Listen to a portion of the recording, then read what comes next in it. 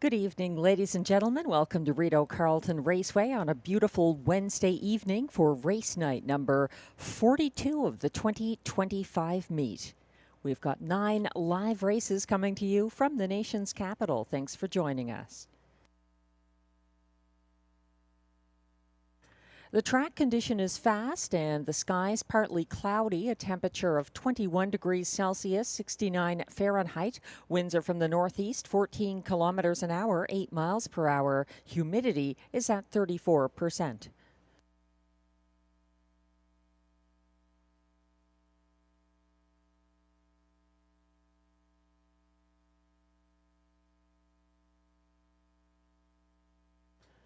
We do have a few changes that we'll be passing along. Make sure to factor them into your handicapping and wagering tonight.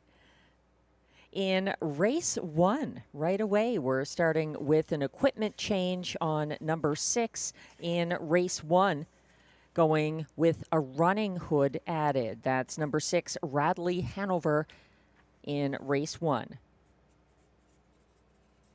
Also, an equipment change in race 2 on the 3, a shoeing change, aluminum to flip-flops front. That's on the 3 DA Let's Boogie in race 2.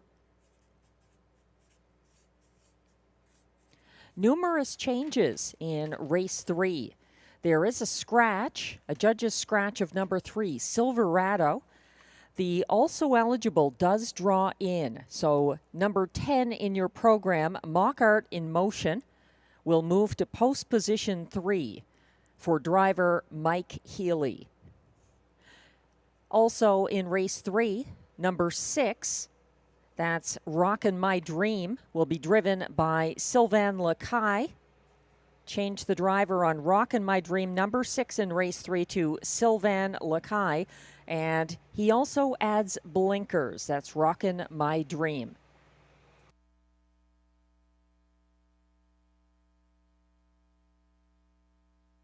There's a scratch in race 4. Scratch the 4. Sports Jacket out of race 4. He's a judge's scratch.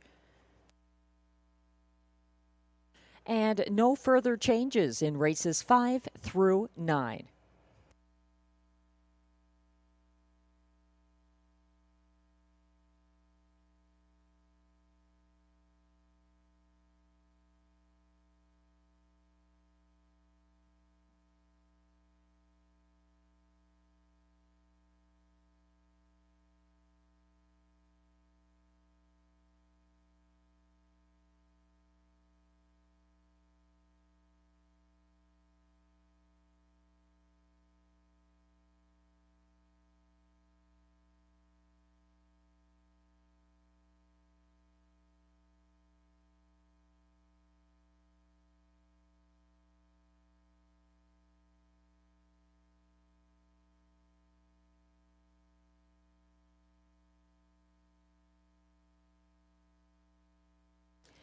We're getting a look at track handicapper selections for upcoming race 1 to kick off tonight's card. And this is a competitive field of 9 pacers. Glenn Pearson going to number 2, Greystone Watchman, seeking a 3rd consecutive win for trainer-driver Guy Gagnon. He's 4 for 11 this season and took a seasonal best mark of 154 flat in his most recent win. That was last Wednesday. Number 2, Greystone Watchman, currently at odds of 7-2. I'm going with the 9 here, Bayfield Beach for Ryan Guy and Vic Putty. Just 2 wins this season, 153 and 4, his seasonal best. And he is coming in here with the 2nd tier, which looks intriguing. He was hard used last Wednesday. Ryan Guy stays loyal. I'll dig a little deeper into that after going through all of our picks here. Glenn and I both agree that the 5 Captain of Rock and Roll is a must-use horse in the exactor. Robert Shepard getting the catch drive on the Jacob Copley trainee, who was 3rd from post 7 on Sunday for driver Guy Gagnon, now in the sulky behind his own trainee, the 2 Greystone Watchman. One of the current 2-1 co-favorites, that's the 5 Captain of Rock and Roll, who looked excellent warming up. Glenn is using number 1, Love My Rockin' Bird, in the show spot. I've got him 4th behind the 2, Greystone Watchman, and Glenn is completing his superfecta with the 9, Bayfield Beach. So similar horses, just different construction of that superfecta ticket. You can always box your ticket and make it a little more flexible. But those are our picks for upcoming race 1, exact or triact or superfecta, and early daily double wagering. Good luck.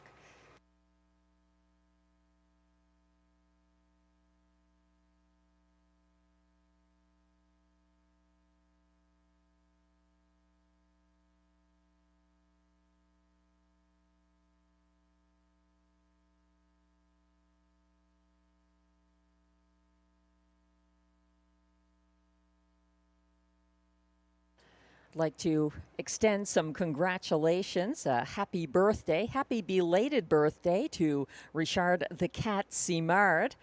I understand from the National Capital Region Harness Horse Association that Richard had a birthday 3 days ago, so a very happy birthday to him. And congratulations to the winner of the $20,000 final of the 2025 Hard Rocking Summer Claiming Series. If you weren't able to catch that, it went to Sea Laird and Darcy Clancy.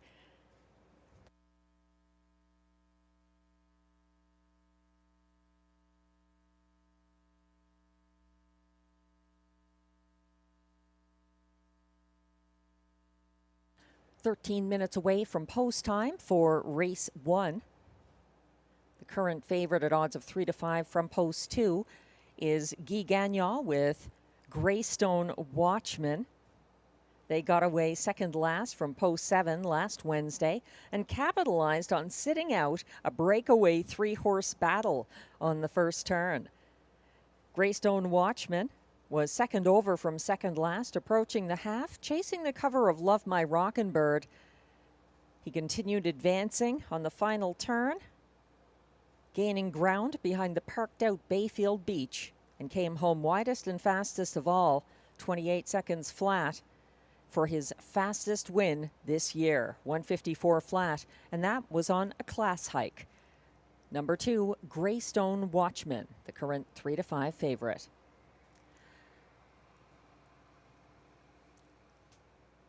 My top choice here, overlooked at 20 to 1.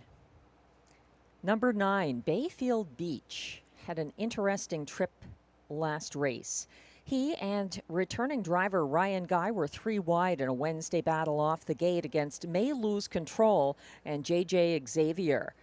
Bayfield Beach launched first over from third on the backstretch, pressing the pace to the top of the stretch. A third move carried him past May Lose Control in deep stretch to finish third.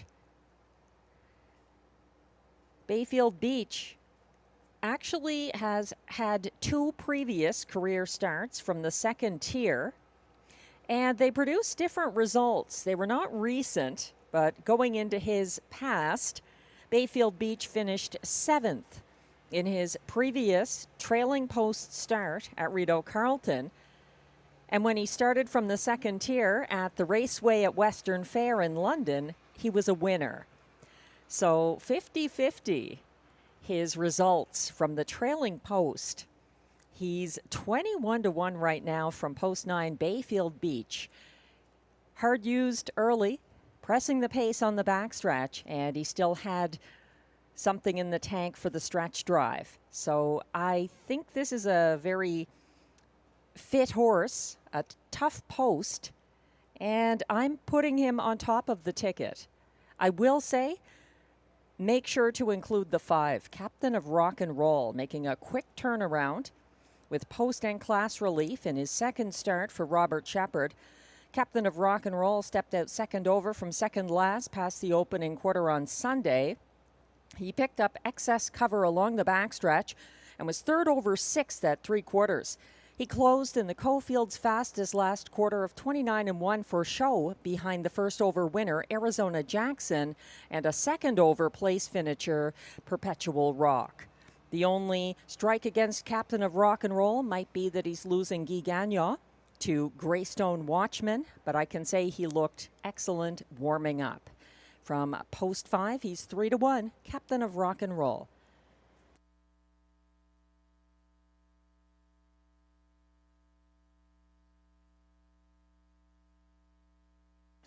$30-1 odds on another horse who figures in the Superfecta tickets for both Glenn and myself. Number 1, Love My Rockin' Bird. He and driver Marie-Claude Auger set the pace in an August 17th start from the Rideau rail at a lower classification. He was a beaten 3-2 favorite that race, stung late by thrilling times. Love My Rockin' Bird was first over along the backstretch here last Wednesday. He went to the pylons on the final turn, getting circled by the winner, Greystone Watchman. He had a 3-wide late bid, and the only strike against Love My Rockin' Bird is that he has only one win this year, and that was at lower Rideau classification on May 11th. He's got rail advantage, and he has shown himself over the years to be a front-end loving horse, so this could work to his advantage. I think he is in deep company here. Number 1, Love My Rockin' Bird. Getting no love of the parimutuel kind. He's 30-1 at the moment.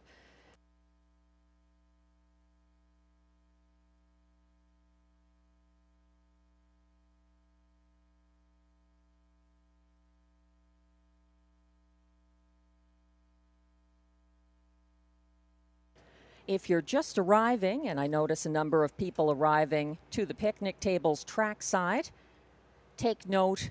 There is one change in race 1. Number 6, Radley Hanover, adds a running hood. And if you're playing the early daily double in race 2, there's a shoeing change on number 3, D.A. Let's Boogie, who goes from aluminum to flip-flop shoes, front only.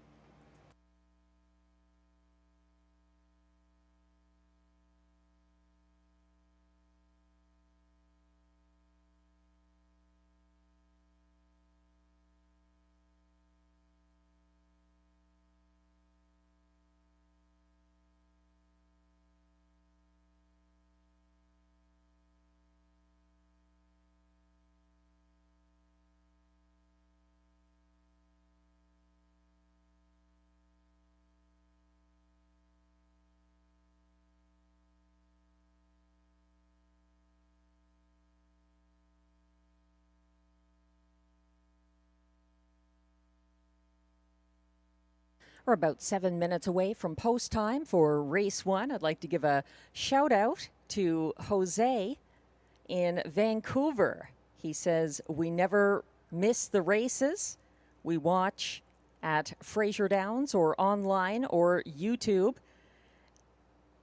So thank you, Jose, for following Rideau Carleton and playing in the race book. Sorry to hear about Fraser Downs, but it's great to hear that there are still loyal fans of harness racing who can follow this track and others from BC.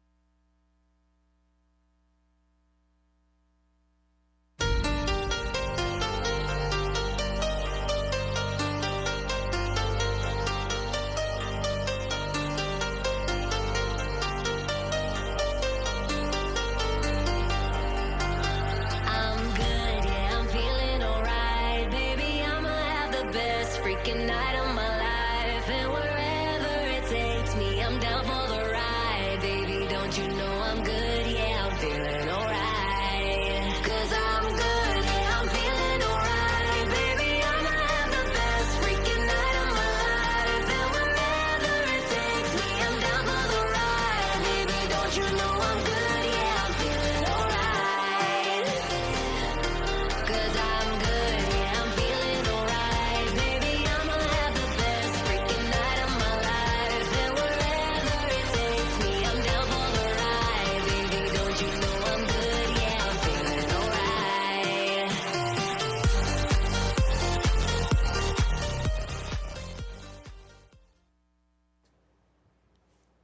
If you're just tuning in or joining us on track or at the OTB, welcome to Rideau Carleton. We've got 9 live races coming up. Race 1, a competitive affair with a 9-horse field and a current 3-2 favorite. Glenn Pearson's top selection, Guy Gagnon's Greystone Watchman, 3-2 from post 2.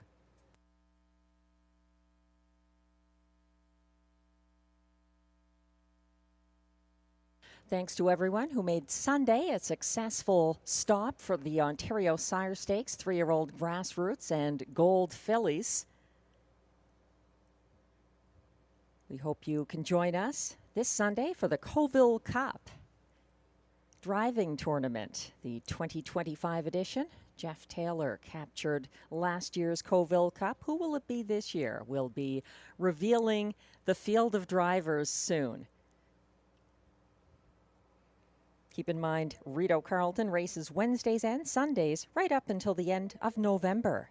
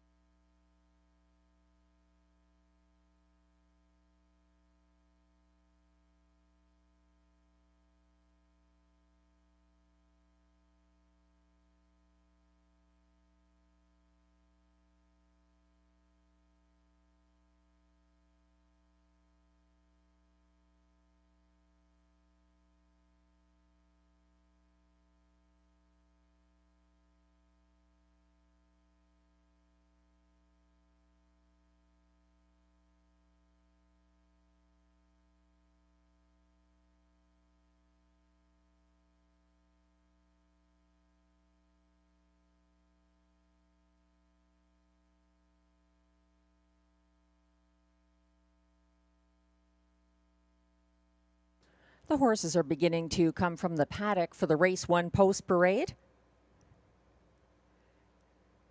The favorite continuing on at odds of 4-5 right now from post 2, Greystone Watchman for Guy Gagnon.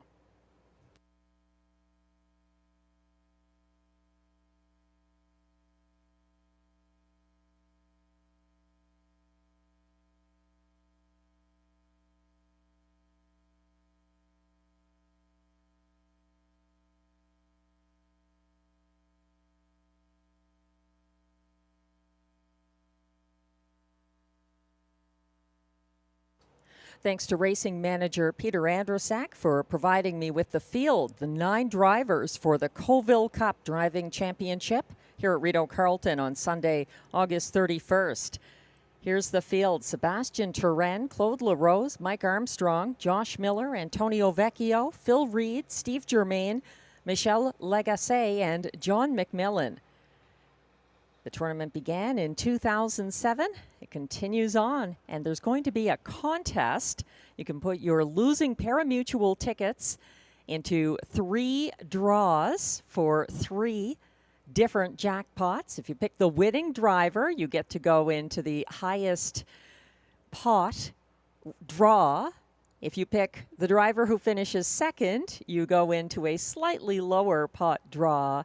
And if you pick the show finishing driver in the Coville Cup, you get to go in for the lowest pot draw. I believe it's 300, 200, and 100. So you'll have to do your handicapping homework and figure out your choice for the Coville Cup to enter those draws at the track here on Sunday.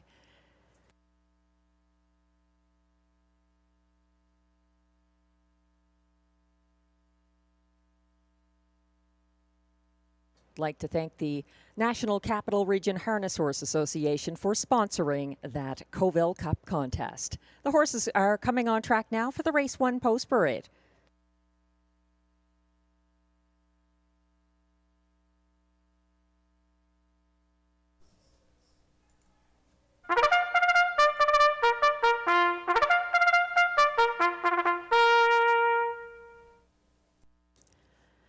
These pacers are non-winners of $3,500 in their last 5 starts, also eligible non-winners of $900 per start in their last 10, or this year, also eligible $15,000 claimers. They race for a purse of $7,800.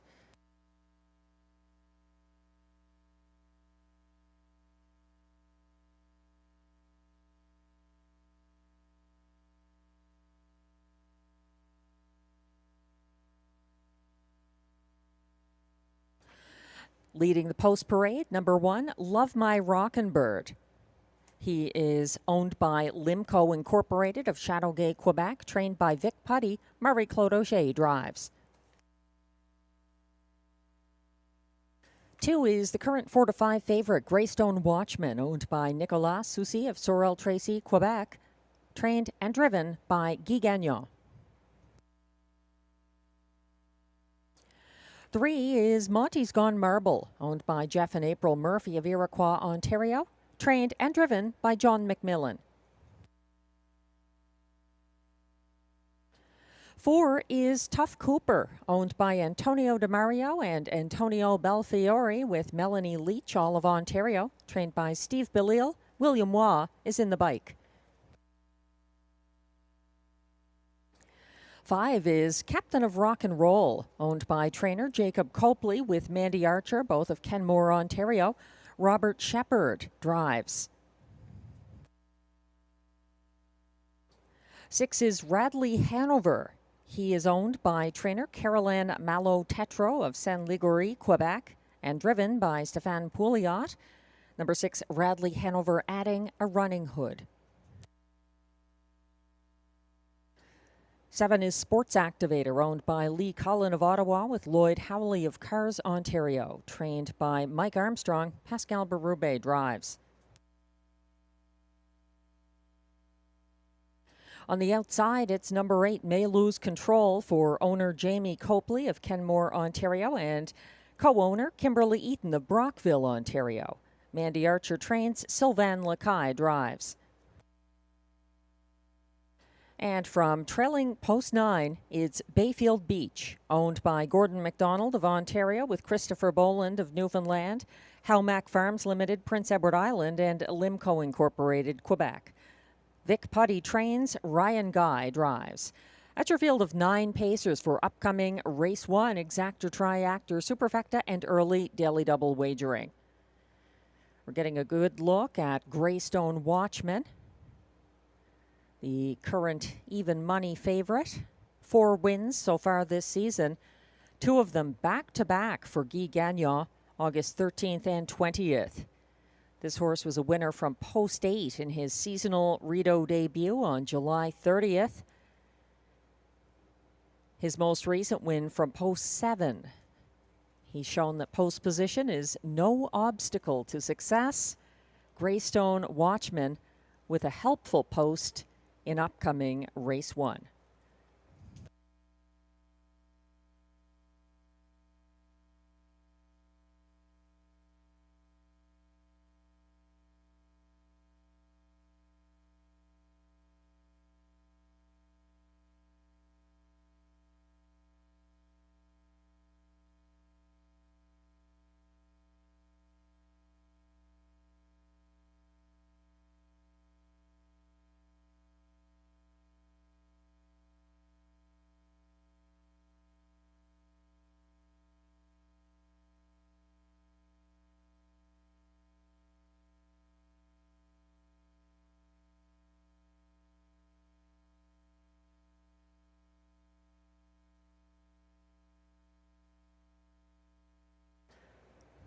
The race 1 pacers will be lining up very shortly. Make sure you don't get shut out. Wager early.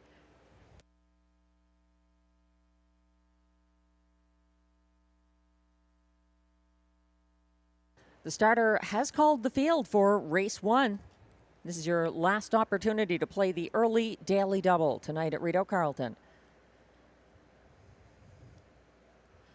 The field is lining up for race 1. 1 is Love My Rockin' Bird, Marie-Claude Auger. 2, Greystone Watchman, Guy Gagnon. 3, Monty's Gone Marble, John McMillan. 4, Tough Cooper, William Waugh. 5, Captain of Rock and Roll, Robert Shepard. 6, Radley Hanover, Stéphane Pouliot. 7, Sports Activator, Pascal Berube. On the outside, 8, May Lose Control, Sylvain Lacaille. And the trailer is 9, Bayfield Beach for Ryan Guy. They're on the turn, headed on to the backstretch. They're all in line with 1 behind.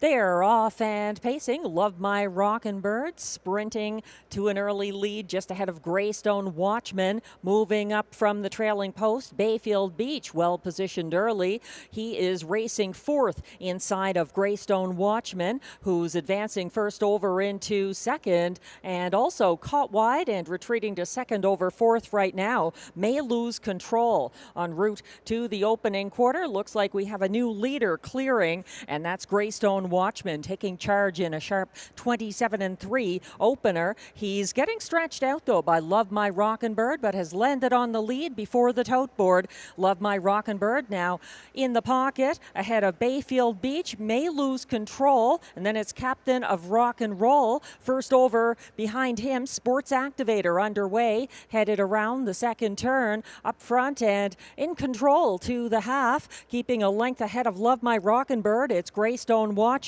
and he reached the half in 56-1. He's still in charge with Love My Rockin' Bird 2nd, then Bayfield Beach 3rd. Here's the advancing Captain of Rock and Roll, gaining ground first over into 3rd, and following his cover, 2nd over now from 5th. Sports Activator out there now, 3rd over from 6th. May Lose Control, then it's a gap back to Tough Cooper, and trailing him Radley Hanover, and far back at 3/4, Monty's Gone Marble. 124-2 to 3/4. They're stacking up now up front. Captain of Rock and Roll confronting Greystone Watchman for the stretch drive. Looking live, Love My Rockin' Bird looking for a seam. Also charging late down the middle of the track, Sports Activator. It's going to be Captain of Rock and Roll getting up to take this for Robert Shepard, closing rapidly. It looks like Bayfield Beach may have got up for place there, and it's a wall of horses competing for show. 152-4.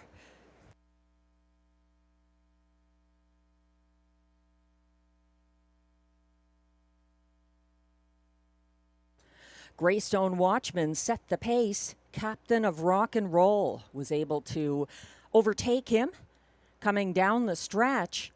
And then battle was on behind that going away winner for minor shares. Watch the 9, Bayfield Beach, find a seam for Ryan Guy and get up by a head to finish second. Greystone Watchman may have held on for show. We'll have to wait for the photo there. 1:52.4. A fast opener for Captain of Rock and Roll.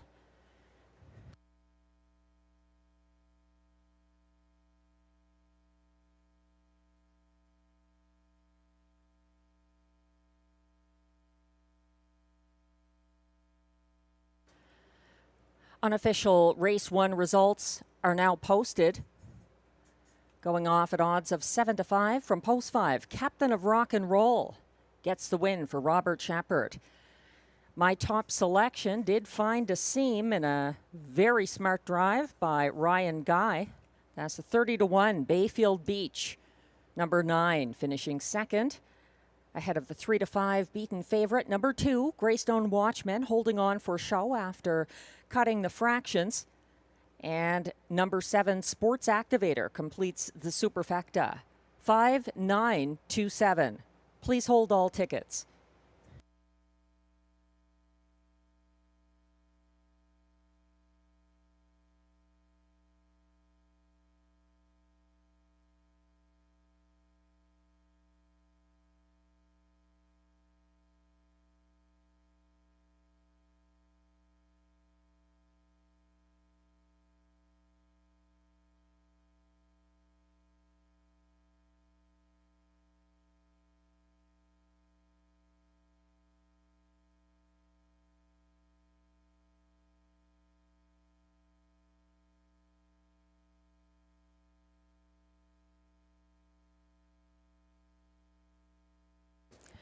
Now returning to the Rideau Carleton Winners Circle.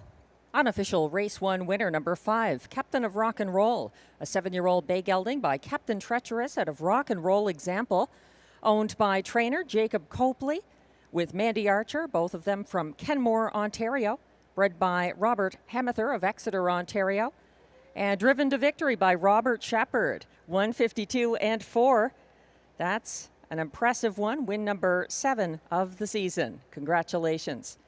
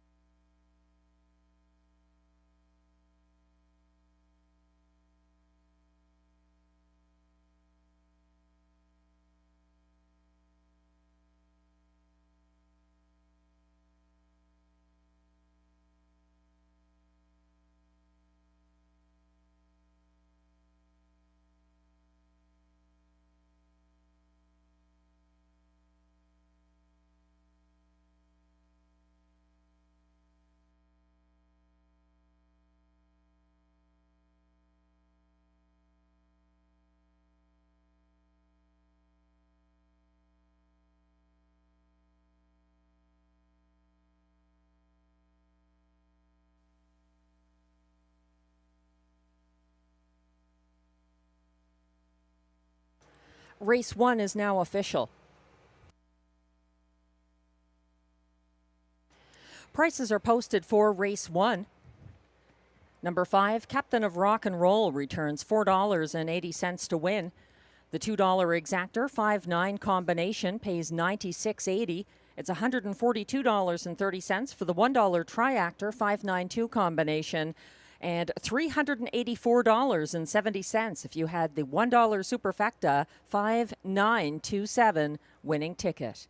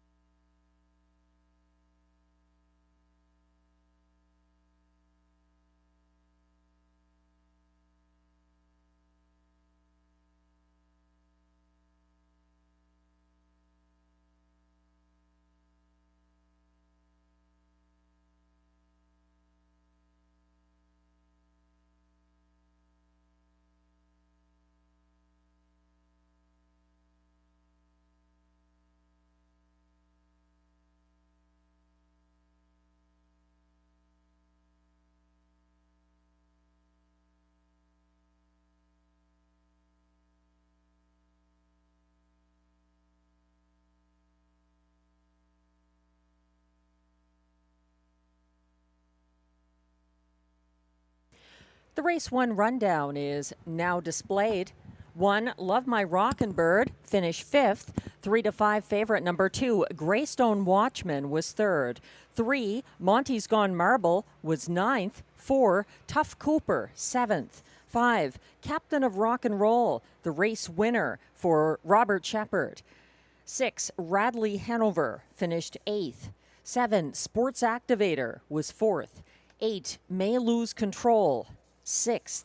And 9, Bayfield Beach, navigated traffic for place at odds of 30 to 1. From the top down, your program should read 539718462.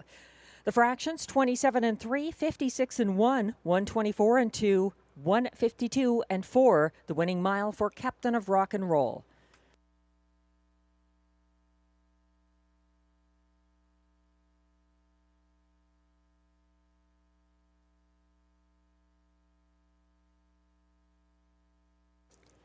Race 2 is coming up next with Exactor, Triactor, Superfecta, and early Pick 4 wagering. I've mapped out a 20-cent Pick 4 ticket costing $10.80.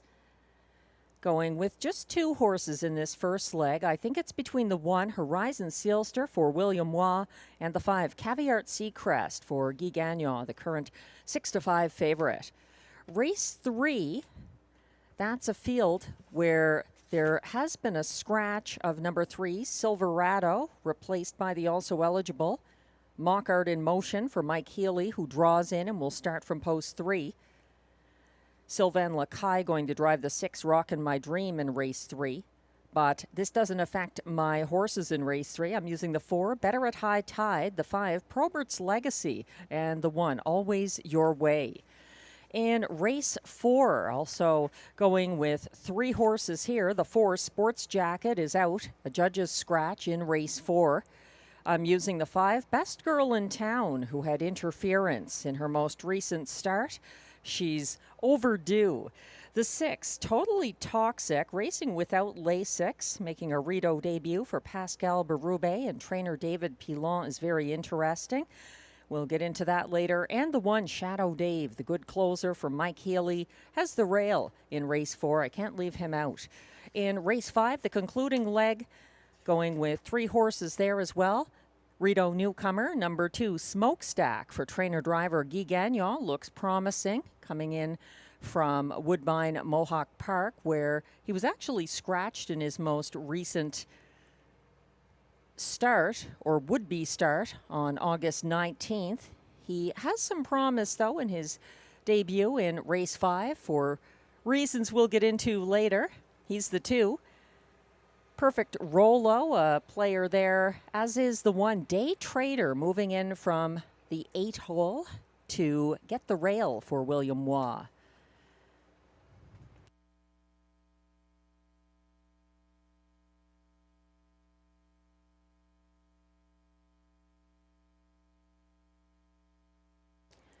The Pacers are approaching the track for the race 2 post parade.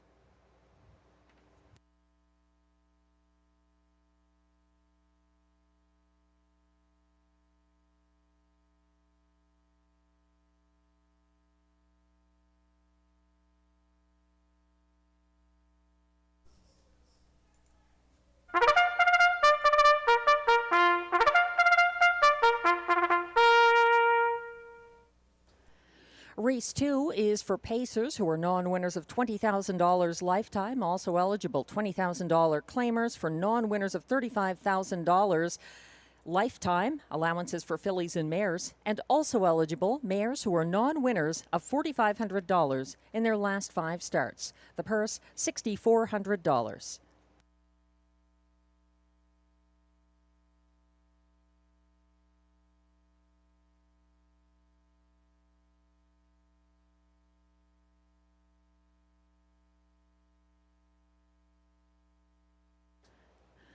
Number 1 is the current 3 to 5 favorite, Horizon Sealster, owned by Julia Ferguson with Lloyd Stone, Coral Bailey, and Sean Vino, all of Ontario, trained by Ted McDonald. William Waugh drives.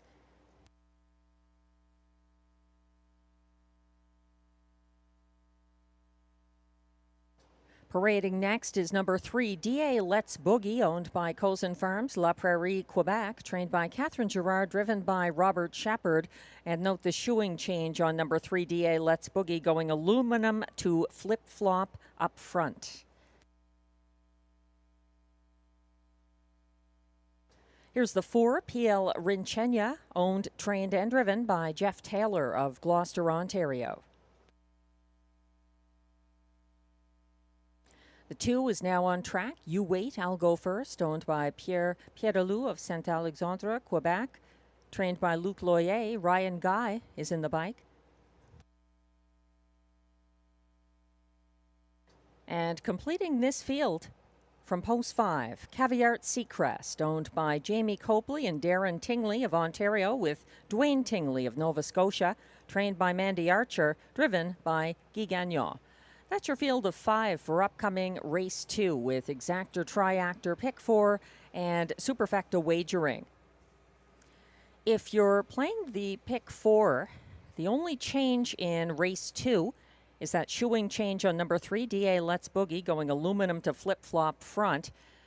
But take note, in race 3, number 3, Silverado is a judge's scratch, and number 10, Mockart in Motion, will draw in for driver Mike Healy and start from post position 3. Also the 6 in race 3, Rockin' My Dream, adds blinkers and will start for driver Sylvain Lacaille in race 3.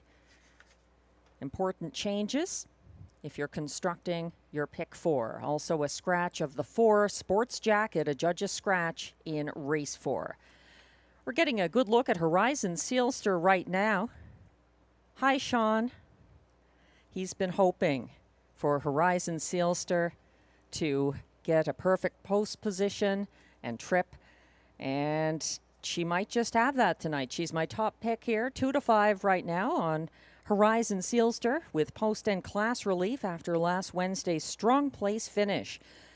This mare had a first over move from 4th approaching the second turn and pressed the pace outside of leader Smiling Billy the Kid along the backstretch. She chased that winner right to the wire for her regular driver, William Waugh. Horizon Sealster has a 3-for-7 record from the Rideau rail and also missed by a head starting from the rail here on May 11th. 1-2 now on number 1, Horizon Sealster. 5, Caviart Seacrest, wired going away in a lifetime best 154-1 on August 17th for Guy Gagnon. He's up in class here, but undefeated, 2 for 2 this year. 2-1 on the 5, Caviart Seacrest. Number 4, PL Rinchenia is back from Mohawk after a show finish on August 21st for Jody Jameson. She had a pocket ride behind the even money favorite, Ardine Gracie, and swung 3 wide at the top of the stretch. She ended up 3rd place second because the place finisher was set back for going inside the pylons. That's number 4, PL Rinchenia, 7-1 right now. And in line to Jeff Taylor, the 2024 Coville Cup driving champion. Number 3, DA Let's Boogie, is also up in class here. He made a first over bid from last past the half on August 17th. He brushed up into second past 3/4, but couldn't catch the breakaway winner, Caviart Seacrest. He finished best of the rest, and he's got a shoeing change here. DA Let's Boogie going aluminum to flip-flop front in upcoming race 2.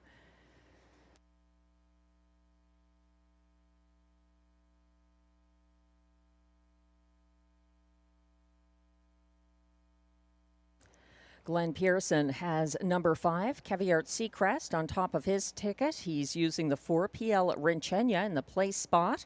Number 1, Horizon Sealster to show, and completing his superfecta with the 2, You Wait, I'll Go First.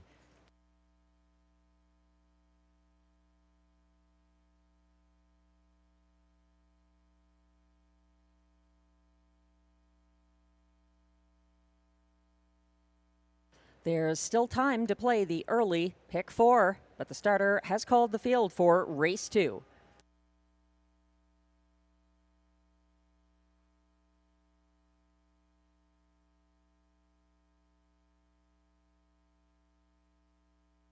This competitive field of 5 now lining up behind the gate.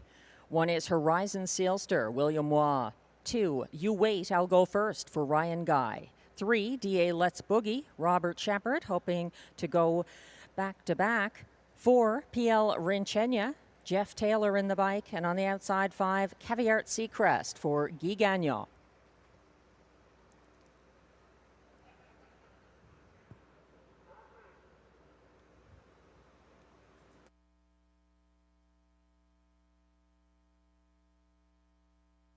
The field is on the turn, gradually getting into position. Horizon Sealster still about a couple of lengths off the gate.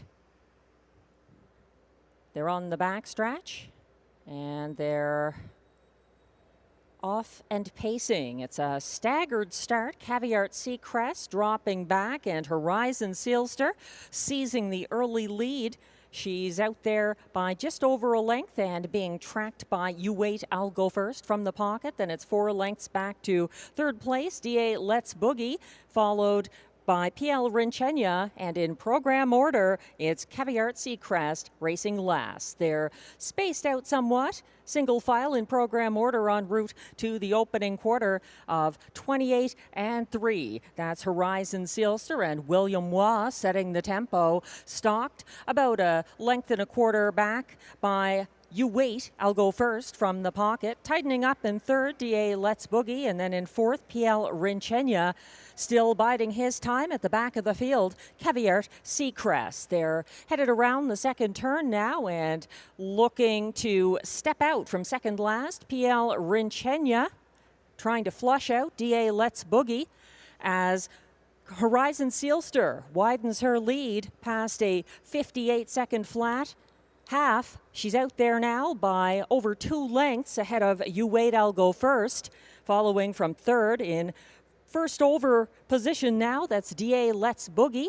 Up alongside the sulky of Horizon Sealster as You Wait, I'll Go First gets the shuffle to third. Second over and fourth now, PL Rinchenia. Still at the back of the field, Caviart Seacrest, 125 and 3 to 3/4. And we have a new leader as DA Let's Boogie has momentarily made the lead over Horizon Sealster. They turn for home. She's fighting back on the inside, looking for room up the inside path. You Wait, I'll Go First. DA Let's Boogie is moving on, chased down to the wire by Caviart Seacrest up for place. Horizon Sealster finishing third in this 153 and 2 mile.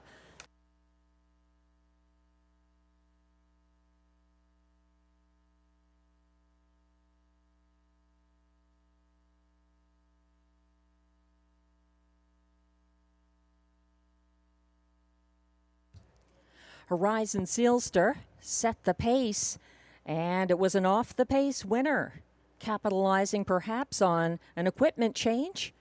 The new shoes on DA Let's Boogie certainly paid off. Robert Shepard going back-to-back at Rideau Carleton. DA Let's Boogie holding off the hard-charging Caviart Seacrest in the final strides of a 153 and 2 victory.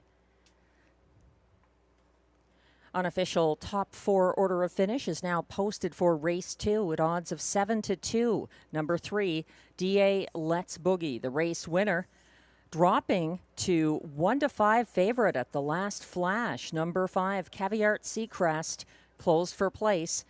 Number 1, Horizon Sealster, the pace setter, held on for show ahead of number 2, You Wait, I'll Go First, coming on late up the inside path at 21 to 1. 3, 5, 1, 2, the unofficial top 4 in race 2. Please hold all tickets.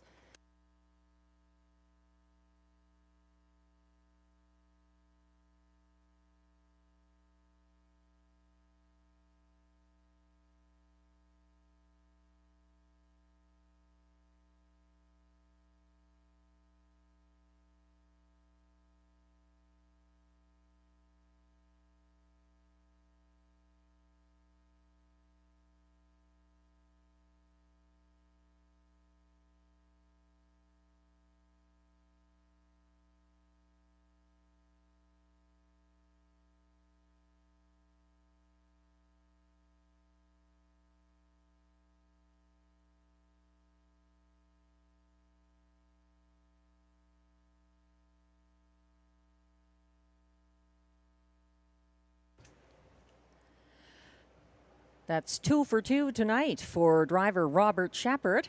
Returning to the Rideau Carleton winner's circle with unofficial race 2 winner, number 3, DA Let's Boogie, a 3-year-old bay gelding by Dance and Lou out of Sports Beauty, owned by Cousin Farms of La Prairie, Quebec. DA Let's Boogie was bred by Ashley and Dean Wilson of Kerwood, Ontario, trained by Catherine Gerard. As mentioned, Robert Shepard. So far 2 for 2 tonight, and that's a new lifetime mark for DA Let's Boogie, 153 and 2. Shaving a fifth of a second off his record. Congratulations.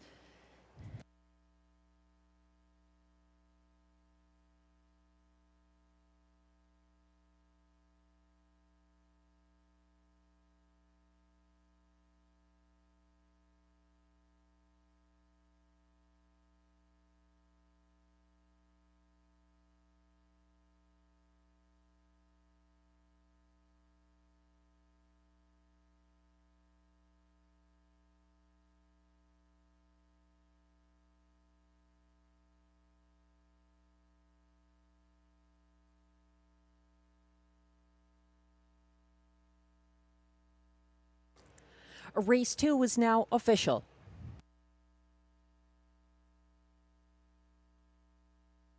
Prices are posted for race 2, where number 3, DA Let's Boogie, returns $9.70 to win. The $2.35 exactor pays $20.10. It's $13.05 for the $1 triactor 3-5-1 combination.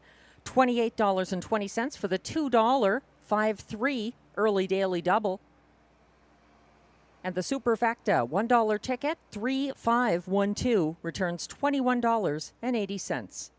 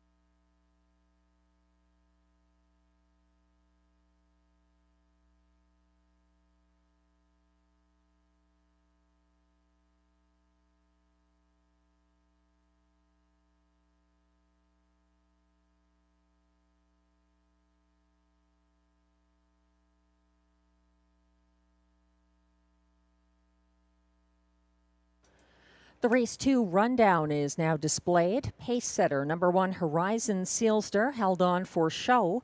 2, You Wait, I'll Go First, was 4th.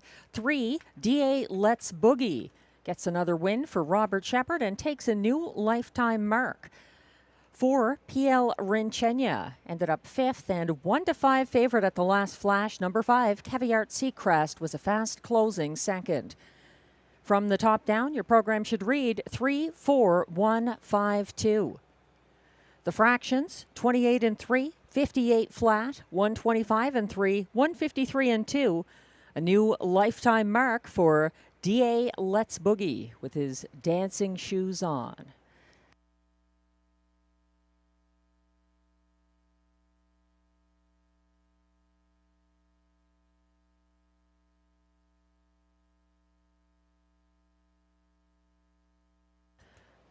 Race 2 really illustrated the need to pay attention to the program changes. These are things that Glenn and I cannot figure out ahead of time. We don't have the psychic abilities there, but a shoeing change certainly helped the winner of race 2 take that new mark.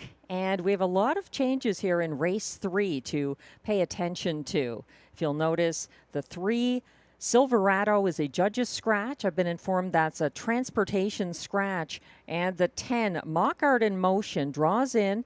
He will be driven by Mike Healy. He will start from post position number 3. That leads to a driver change on the 6 Rockin' My Dream, who also adds blinkers here and will start for catch driver Sylvain Lacaille. It's a lot to take in. The 2 to 5 current favorite is one that Glenn and I are both on board with. Starting from post position 4 here, Better at High Tide for Guy Gagnon and Mandy Archer. Glenn is looking to number 8, Sunny Bow for Ryan Guy and trainer Melissa Loyer. To complete his exactor, he's going to the rail, Always Your Way, Robert Shepard and Jamie Johnson for the show spot, and then completing his ticket with the fast closing number 9, Better Hold On Tight for Luc Loyer and catch driver Loic Guriel back in the bike. I see it similarly. I'm just not convinced that Sunny Bow is going to love the outside post position. He's getting some support though at 5 to 1. He's not getting any post relief because the 10 is going to start from post 3. So it's still a true post 8 post position for Sunny Bow here.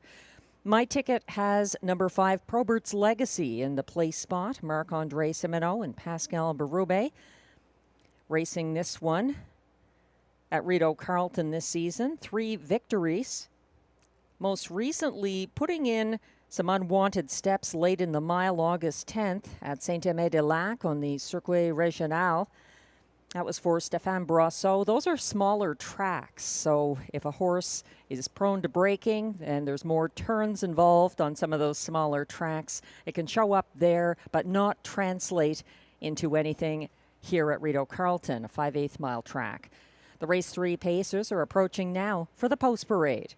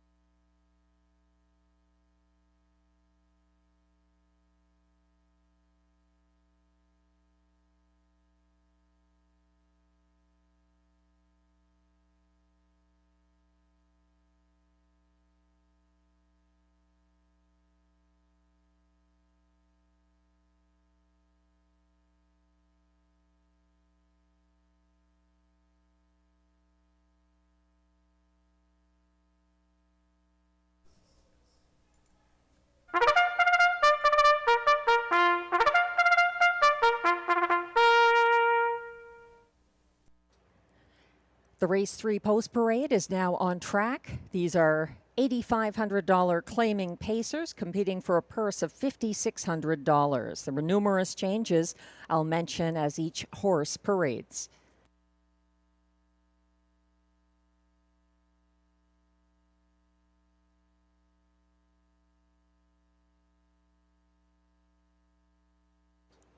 Number 1 is Always Your Way, owned by trainer Jamie Johnson with Sonia Johnson, both of Edwards, Ontario. Robert Shepard in the bike after back-to-back wins. 2 is Bad Apple, owned by Leah Rose Laverne of Papineauville, Quebec, trained by Benoit Hubert. William Waugh drives. Number 3, Silverado, is a judge's scratch transportation. Here's the 3 to 5 current favorite from post 4, Better at High Tide, owned by Darren Tingley of Wendover, Ontario, with Dwayne Tingley of Timberley, Nova Scotia, trained by Mandy Archer, driven by Guy Gagnon. 5 is Probert's Legacy, owned by trainer Marc-Andre Simoneau of Trois-Rivières, Quebec. Pascal Berube drives.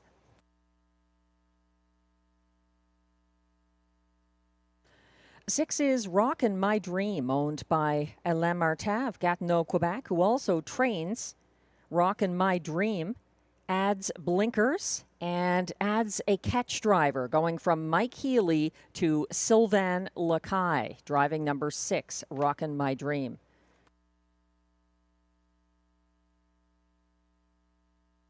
Number 7 is Nevada Dragon, owned by trainer John McMillan, along with Aidan Keeley-Griffiths, both of Odessa, Ontario. John McMillan also in the bike.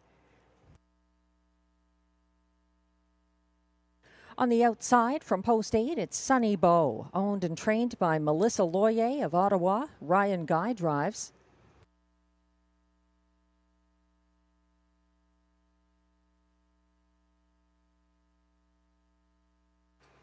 We're getting a look at number 10, Mockart in Motion now. He's the also eligible, owned by Kristen Trudeau of Gatineau, Quebec, trained by Stéphane Meyer, driven by Mike Healy. The 10 Mockart in Motion will start from post position 3.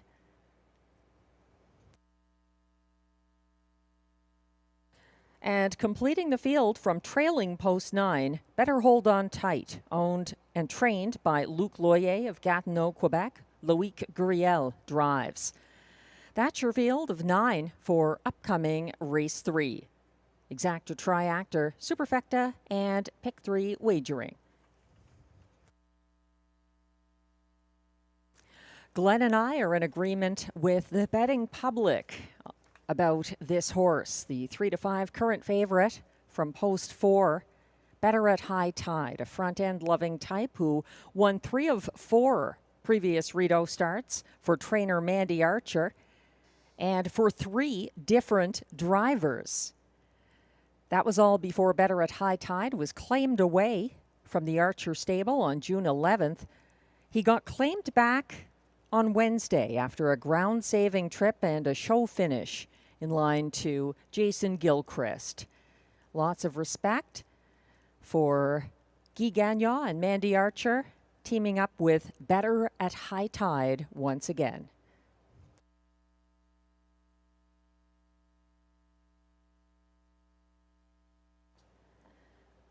Robert Shepard having a great night so far.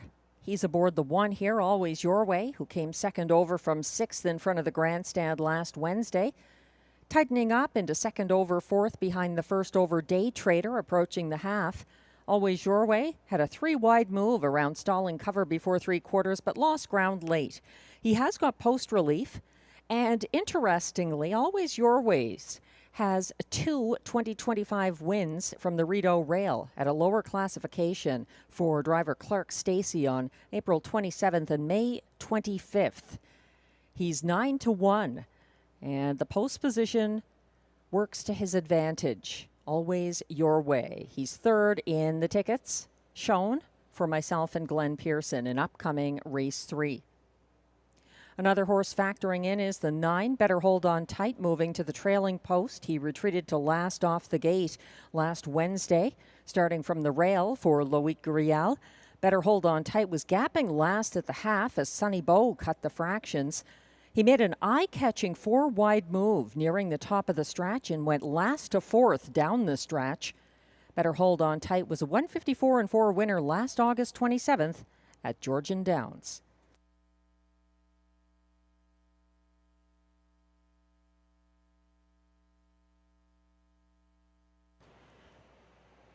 Starting gate looks to be headed towards the backstretch. Wagering remains open on race 3.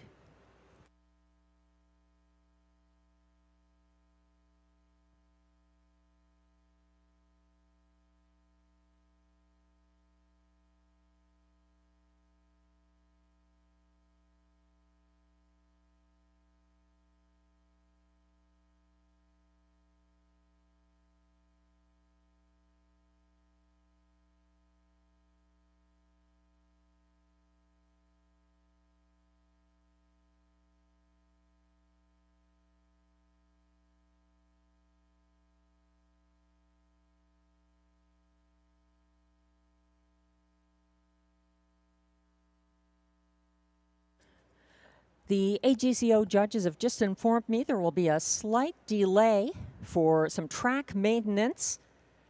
That's why the horses started to get ready for the start, and why we have track conditioning equipment out there working the surface now. We appreciate your patience. It's for the safety of horses and drivers. Just keeping the track smooth and safe and fast. Wagering remains open for race 3. Continuing on as 3 to 5 favorite from post 4, Better at High Tide.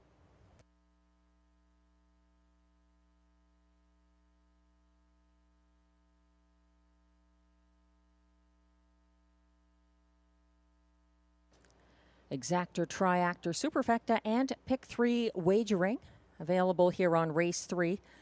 And if you're just joining us or didn't catch this information earlier, number 3, Silverado, is a judge's scratch transportation. So that means the 10 Mock Art in Motion is drawing in.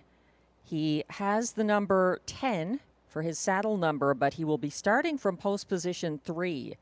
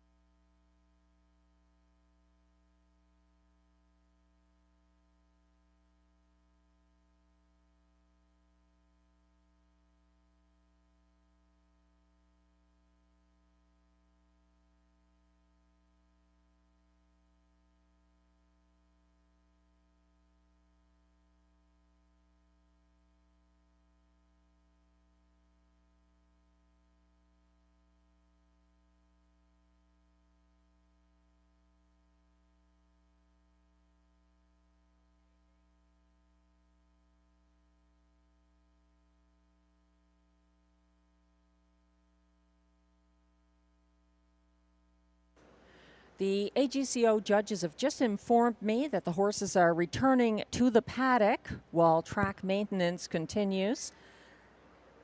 There is an area with some debris on the track near the half, apparently, and possibly some other areas needing a look for the safety of the horses and drivers. So they are headed back to the paddock for now. Wagering remains open for race 3.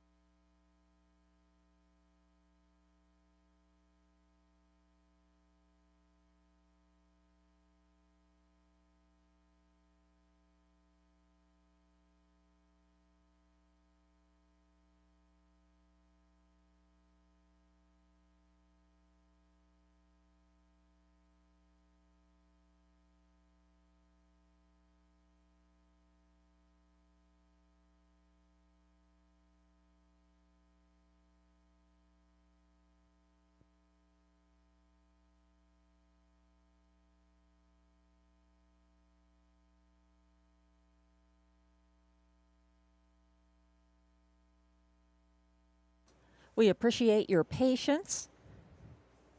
The windows are open for wagering still in race 3 with exactor, triactor, superfecta, and pick 3 on the betting menu.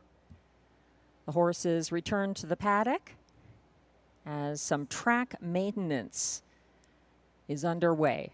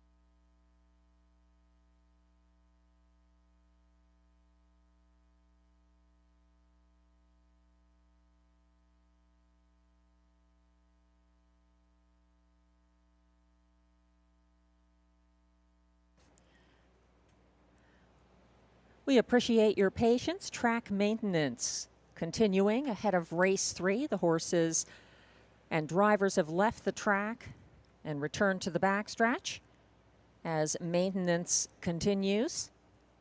Speaking of continuing on as 4-5 favorite, number 4, Better at High Tide, on the basis of a strong record and a reunion with trainer Mandy Archer. Better at High Tide, a winner in 3 of 4 Rideau Carleton starts for Mandy Archer prior to the claim away from that barn on June 11th. And now he's getting plenty of support in upcoming race 3 after being claimed back on Wednesday after a ground-saving trip and a show finish. Number 4, Better at High Tide, continuing on as favorite. The odds have dropped on my second choice here, a horse that Glenn Pearson isn't using in the ticket. The class dropping number 5, Probert's Legacy, getting some post relief after the August 6th Rideau start. He was second last early as Carson Star Choice set the pace that mile. Probert's Legacy got caught in second last at the top of the stretch and had a mild late bid up the inside path that fell short. He broke stride at a smaller track, Saint-Aimé-des-Lacs, on August 10th, but he's got some back class to him, and I think that he's good to use in the exactor here. I don't know if he can beat the 4, Better at High Tide, but Probert's Legacy, a good record of 3 wins, 3 place finishes, and a couple of show results this season. Probert's Legacy for Pascal Berube and Marc-Andre Simoneau from post 5-1 right now.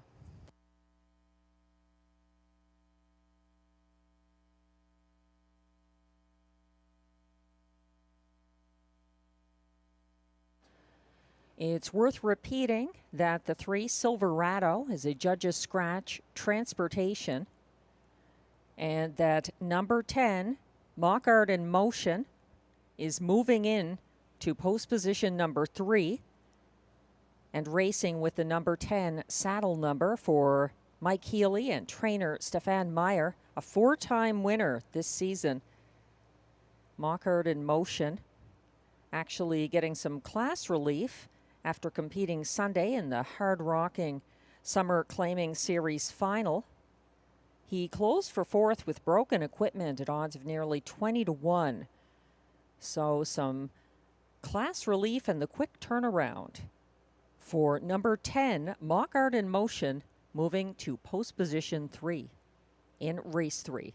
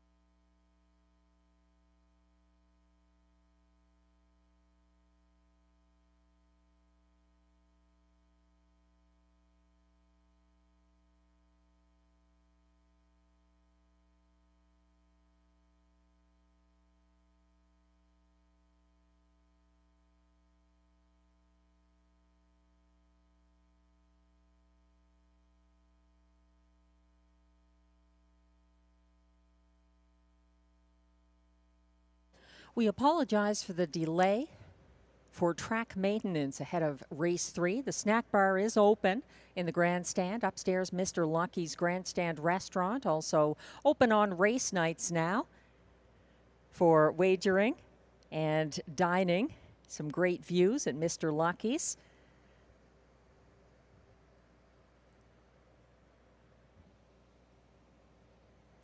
We hope to have the race 3 horses and drivers back on track very shortly. We appreciate your patience.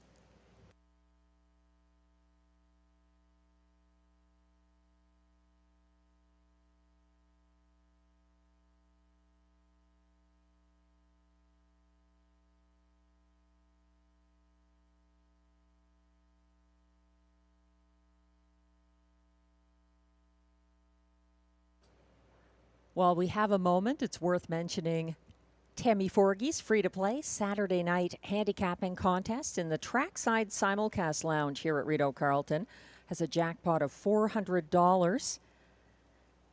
That jackpot can build if it's not hit this coming Saturday night, August 30th. You must be on track to enter and to collect your potential winnings. So if you're in the area, even just passing through, be sure to visit Rideau Carleton, the simulcast lounge facing the track on the lower level of the grandstand.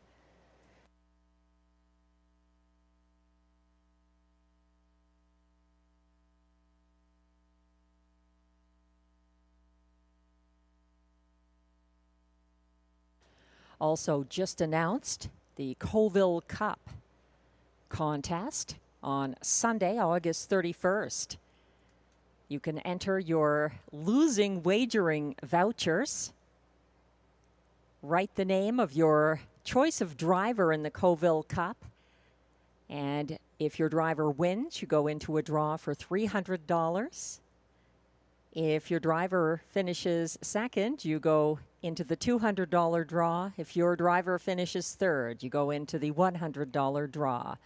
It's a contest brought to you by the National Capital Region Harness Horse Association.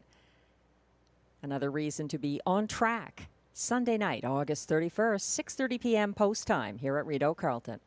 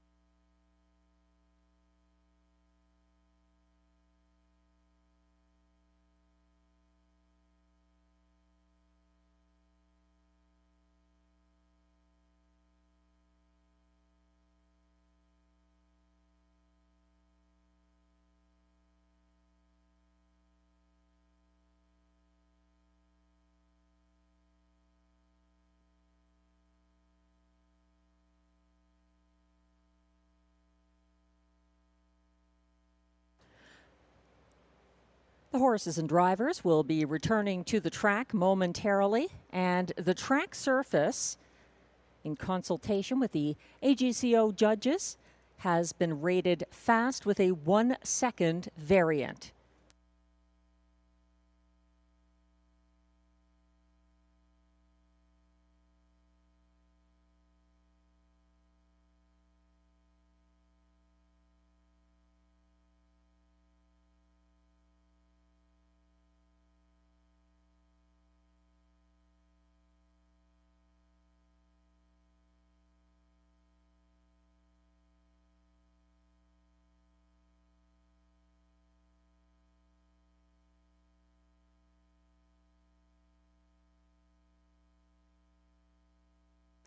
We apologize for the delay ahead of race 3. Again, it was a track maintenance issue that has been taken care of. The horses will be coming back on track and going right to the start for race 3. Wagering remains open.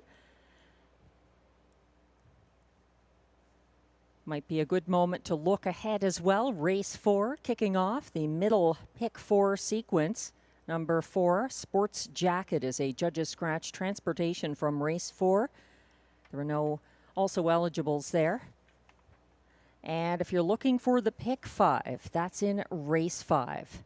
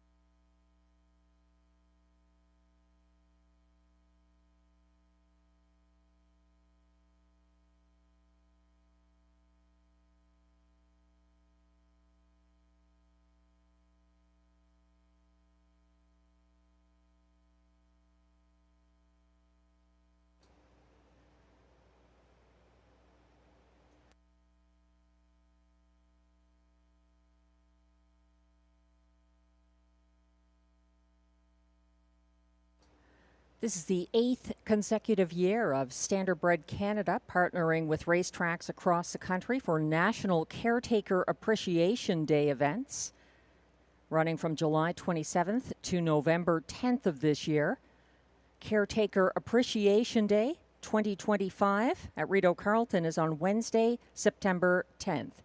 We'll have something special for all the caretakers of the horses racing here at Rideau Carleton, who deserve a thank you for every day.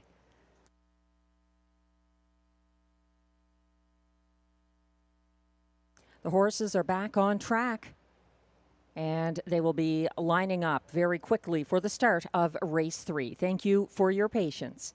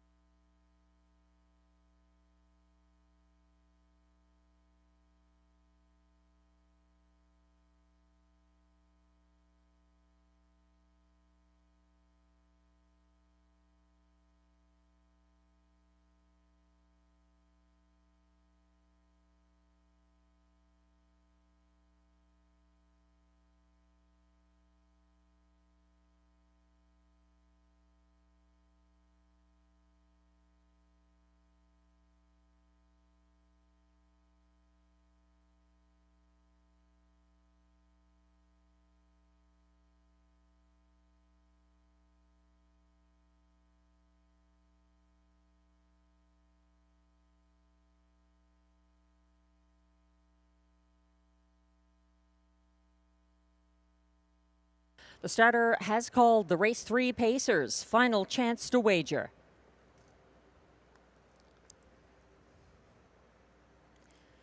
They're lining up now. 1 is Always Your Way for Robert Shepard. 2, Bad Apple, William Waugh.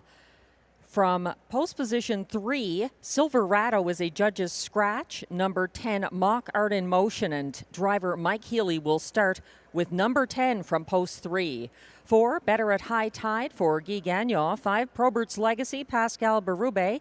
6, Rockin' My Dream for catch driver Sylvain Lacaille. 7, Nevada Dragon for John McMillan. On the outside, 8, Sunny Bow, Ryan Guy, and the trailer is 9, Better Hold On Tight, Loic Guriel. The field is turning on to the Rideau Carleton backstretch.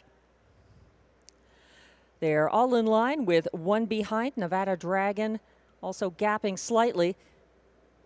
They're off and pacing on a break. That's Sunny Bow getting away outside at the back of the field on a gallop. Unfortunately, Bad Apple making front for William Waugh and coming under immediate first over pressure from Better at High Tide, and Guy Gagnon claiming the lead. That puts Bad Apple into pocket position, and now advancing first over for Sylvain Lacaille. Rockin' My Dream getting a parking ticket out there en route to the opening quarter. 27-3.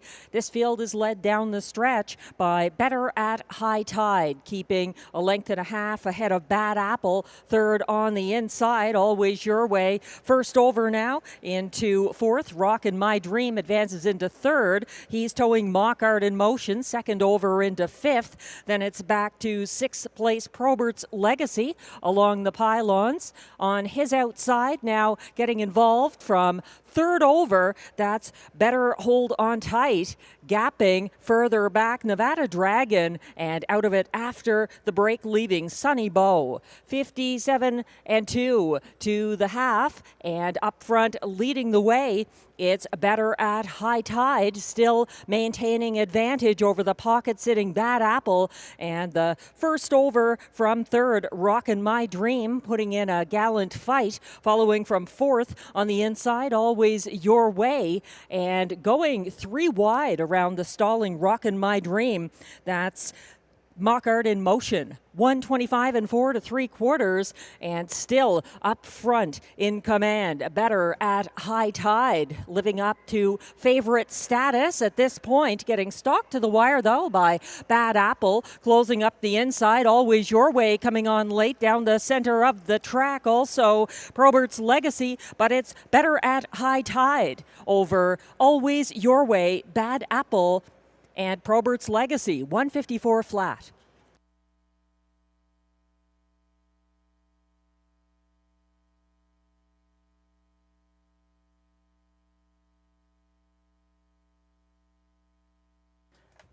He made front early and went gate to wire in his return to the Mandy Archer stable, and driver Guy Gagnon, number 4, Better at High Tide, victorious in race 3. 154 flat, his win. It was a battle only for place behind him, and charging up the inside, Always Your Way looks to have edged out Bad Apple.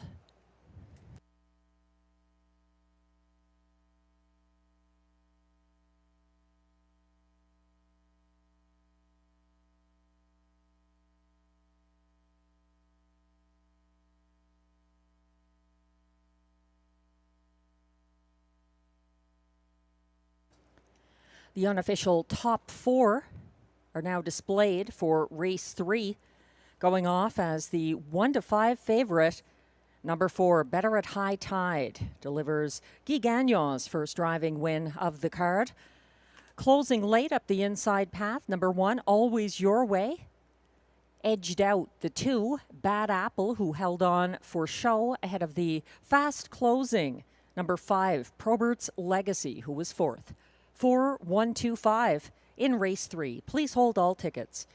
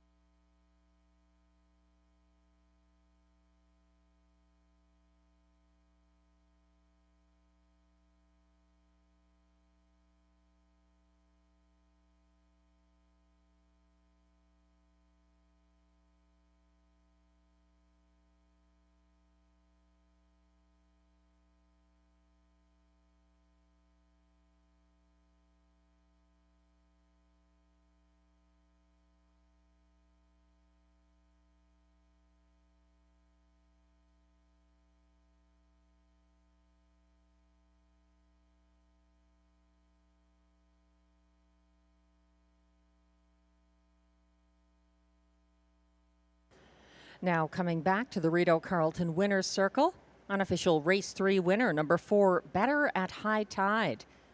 An 8-year-old bay gelding by Better's Delight out of Queensland Beach, owned by Darren Tingley of Wendover, Ontario, with Dwayne Tingley of Timberlea, Nova Scotia. Bred by the Schooner 2 stable of Truro, Nova Scotia. Trained by Mandy Archer. Driven to victory by Guy Gagnon. That's win number 5 of the season. 154 flat. Better at High Tide. He's back.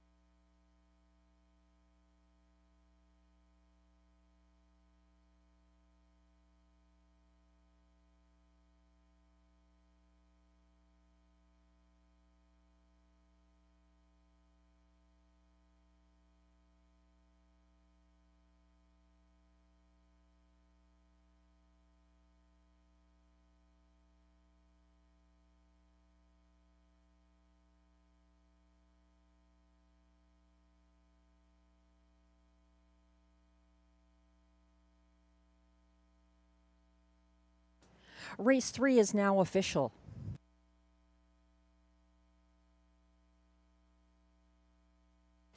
Prices are posted for race 3. Number 4, Better at High Tide, returns $2.60 to win. The $2 4-1 exactor pays $11.20. It's $34.05 for the $1 triactor for 1-2 combination, and $116 even for the $1 superfecta for 1-2-5 winning ticket.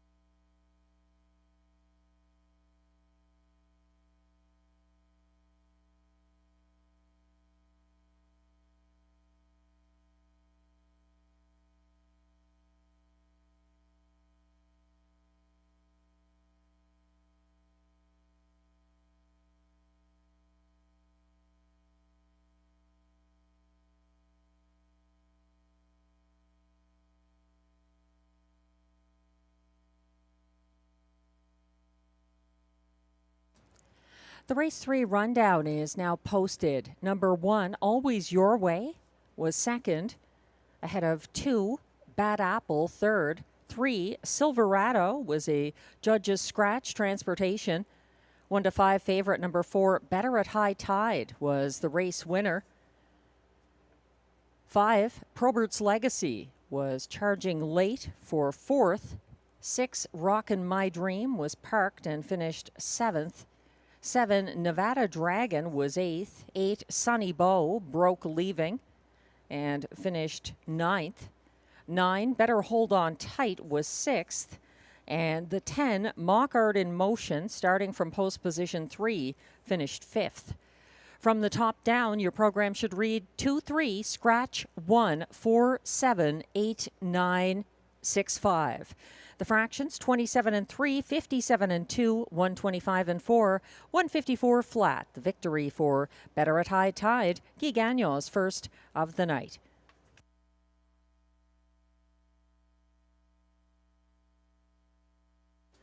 We're moving on to race 4 next with exactor, triactor, superfecta, and middle pick 4 wagering. Number 4, Sports Jacket, is a judge's scratch transportation.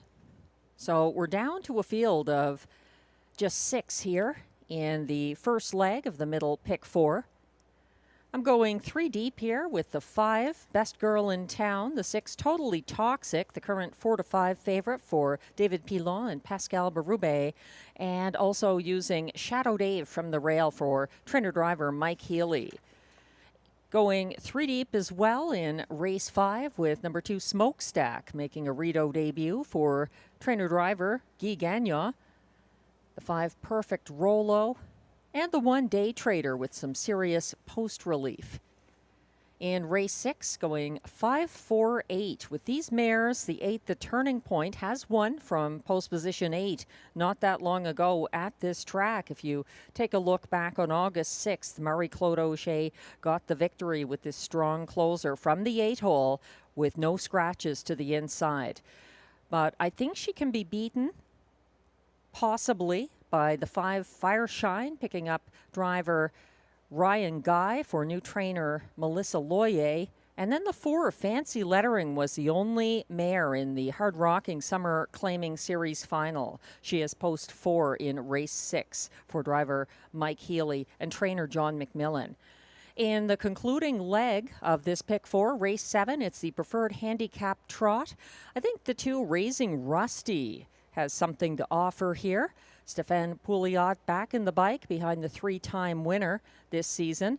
And then the 5, Kanagami Coco, stepped up for Robert Shepard and Christine Beaulieu to win the August 20th preferred handicap. Number 4, Tyrone Bowtie, has a strong record. He hasn't missed the top 2 in any of his charted lines since July 9th. So I'm throwing him in as well in this $16.20 20-cent pick 4, beginning in upcoming race 4. The horses are approaching the track now for the post parade.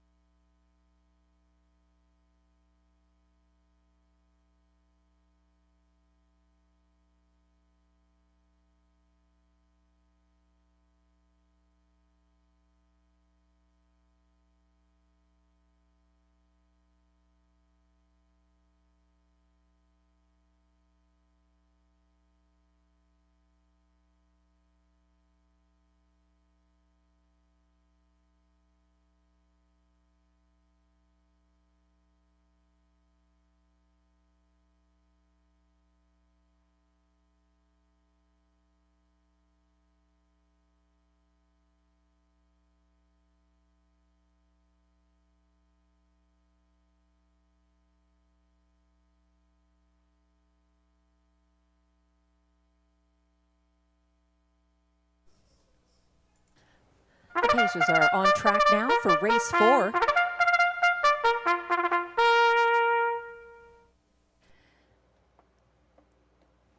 Here comes the post parade for race 4. Pacers, who are non-winners of $200 per start in their last 10 or a race in 2024-2025, also eligible. $8,500 claimers for non-winners of $2,000 in the last 5 starts or a race in 2025. The purse is $5,200. And the judges have informed me that the 5, Best Girl in Town, will be late coming from the paddock for the post parade. We have 1 scratch in race 4.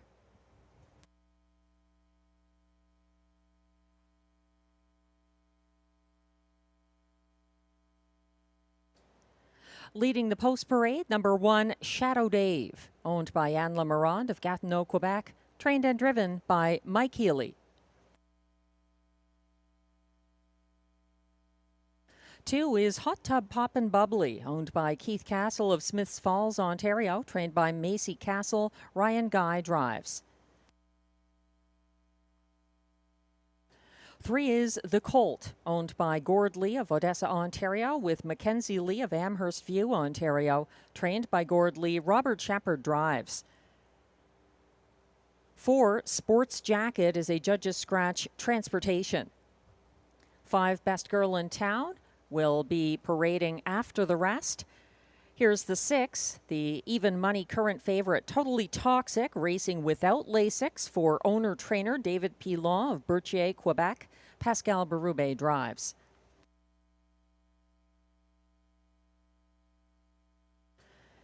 7 is Souffle de Vie, owned by trainer Caroline Malo-Tetro of Saint-Légory, Quebec. Jason Gilchrist is in the sulky.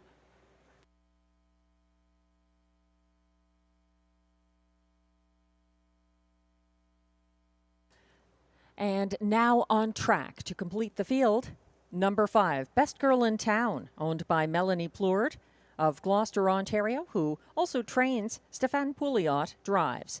That's your field. Scratch down to 6 in upcoming race 4. Exactor, Triactor, Superfecta, and Middle pick for wagering. Good luck in your wagers. Like to say hello to Jeff Lilly tuning in Prince Edward Island tonight. Glad you're enjoying the show.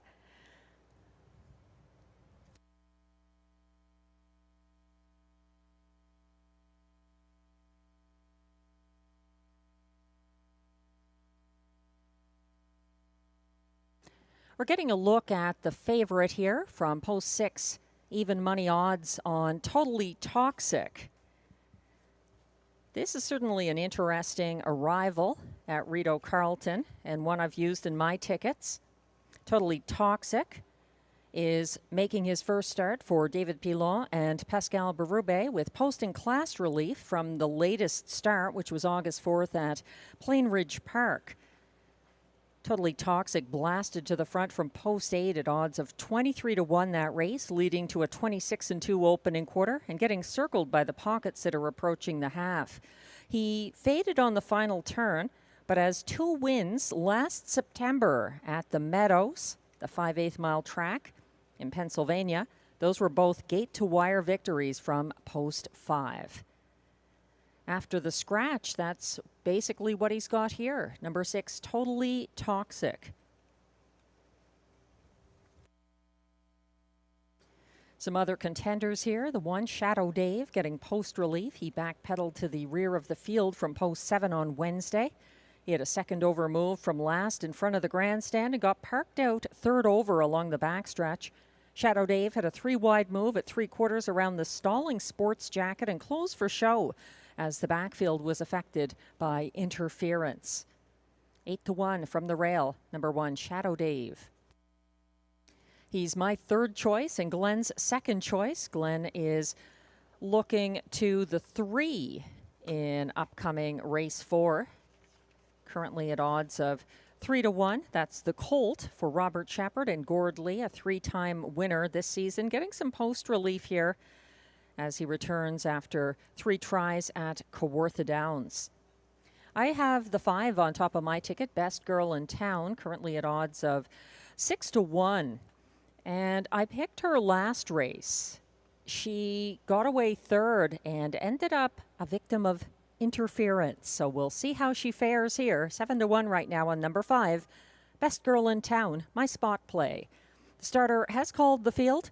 This is your last chance to wager on upcoming race 4.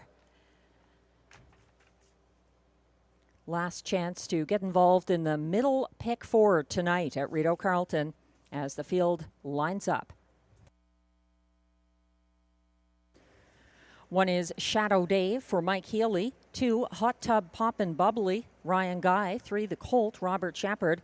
4, Sports Jacket is a Judge's Scratch.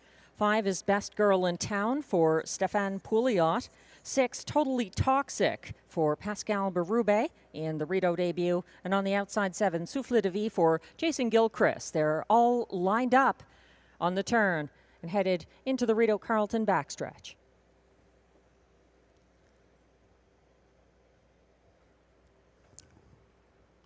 Quickly approaching the start. They're off and pacing, taken to the back of the field. Souffle de Vie leaving from the inside. Shadow Dave also showing some gate speed here. Best girl in town for Stéphane Pouliot, trying to clear Shadow Dave and pursuing them both. 3 wide, Totally Toxic underway for Pascal Berube.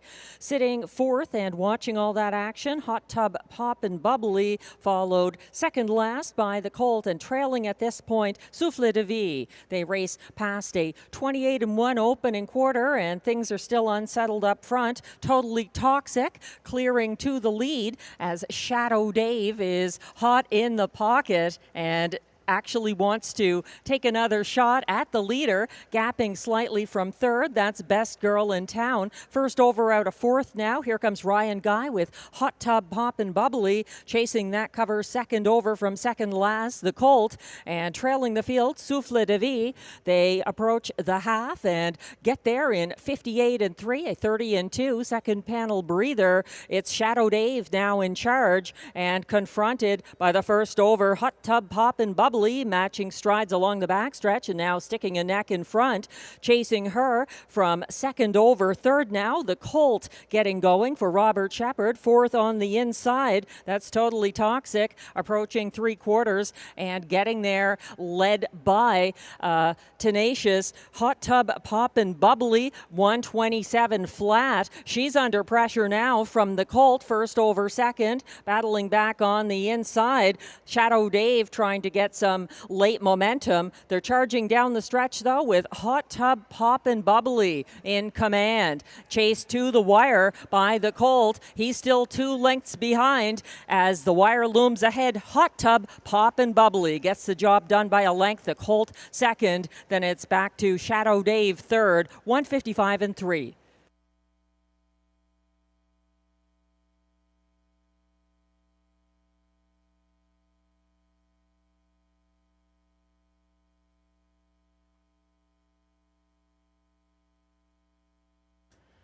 Numerous leadership changes in race 4.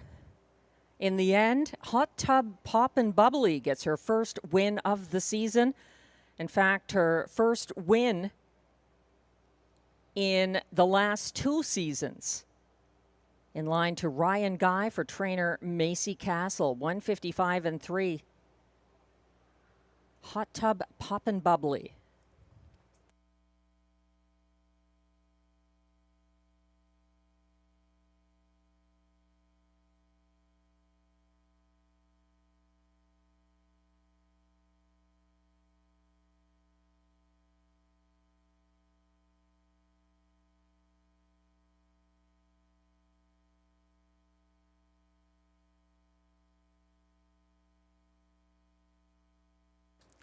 The unofficial top 4 order of finish is now posted for race 4. Number 2, Hot Tub Pop and Bubbly, a 5-2 winner for Ryan Guy over beaten 6-5 favorite, the Colt, who was second. Number 1, Shadow Dave, held on for show ahead of 6, Totally Toxic, fourth. 2, 3, 1, 6 in race 4. Please hold all tickets.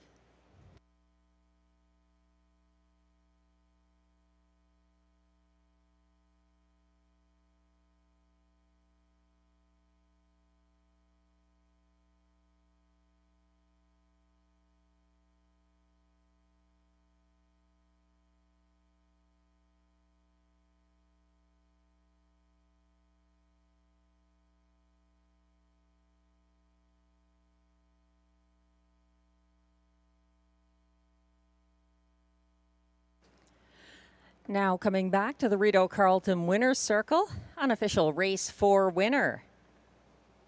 From post 2, Hot Tub Pop and Bubbly, a 4-year-old bay mare by American Ideal out of Lady Bubbles. Owned by Keith Castle of Smiths Falls, Ontario, bred by Winback Farm of Chesapeake City, Maryland. Trained by Macy Castle and driven to victory by Ryan Guy, 155-3. That's a new lifetime mark for Hot Tub Pop and Bubbly. Congratulations.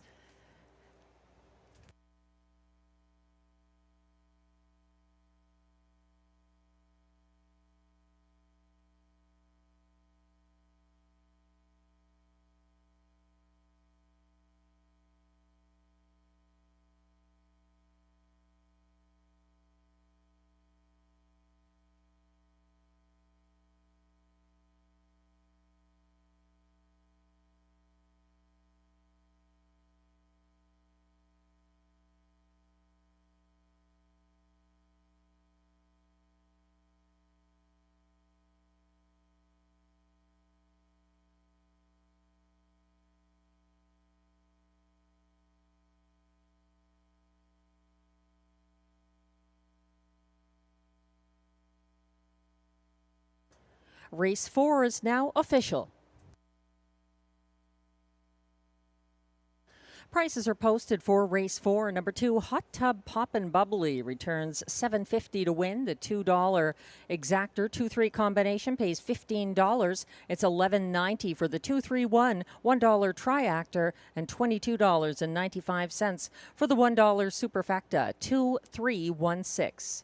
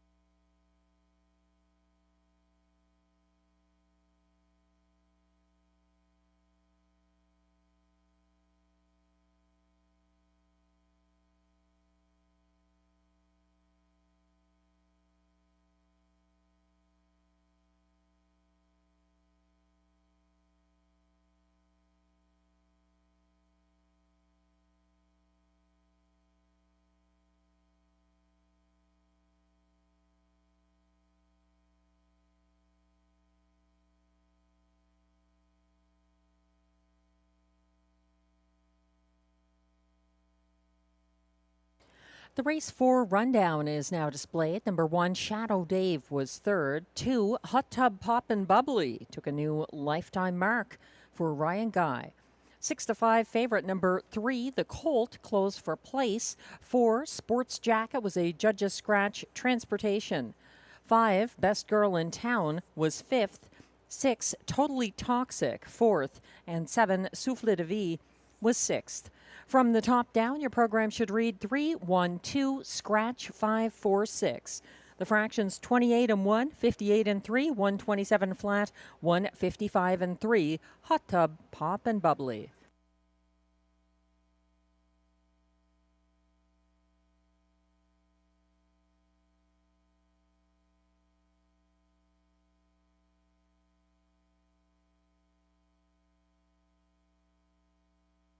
Race 5 is coming up next with exactor, triactor, superfecta, and pick 5 wagering. I've tried to map out a ticket. Some of these fields are on the large side, like race 5 here, a 9-horse field, so it can be challenging to keep it economical while still ensuring you move on. A lot of people will single a horse here. I think the 2 Smokestack coming in after a scratch at Woodbine Mohawk Park on August 19th to debut for trainer-driver Guy Gagnon. But I'm also using the 5 Perfect Rolo and the 1 Day Trader in this field. Race 6 going with the 5, 4, and 8 Fire Shine with a claim entered. The 4 Fancy Lettering, the only mare in the hard-rocking summer claiming series. She was a beaten favorite for Guy Gagnon on Sunday, finishing 3rd to Sea Laird. It makes a quick turnaround. And then number 8, the Turning Point, who has proven she can win from out there for Marie-Claude Auger and Robert Bernicki. Race 7 going with the 2, Raising Rusty, the 4, Tyrone Bowtie, and the 5, Kanagami Coco in the preferred handicap trot. Race 8, I'm going to single the 4, Lorenzo, and then close the ticket in race 9 with the 2, Mask of Zorro, the 5, Wasting No Time, and the 1, Chick Chalk Rose. 20 cents, $16.20 for the ticket.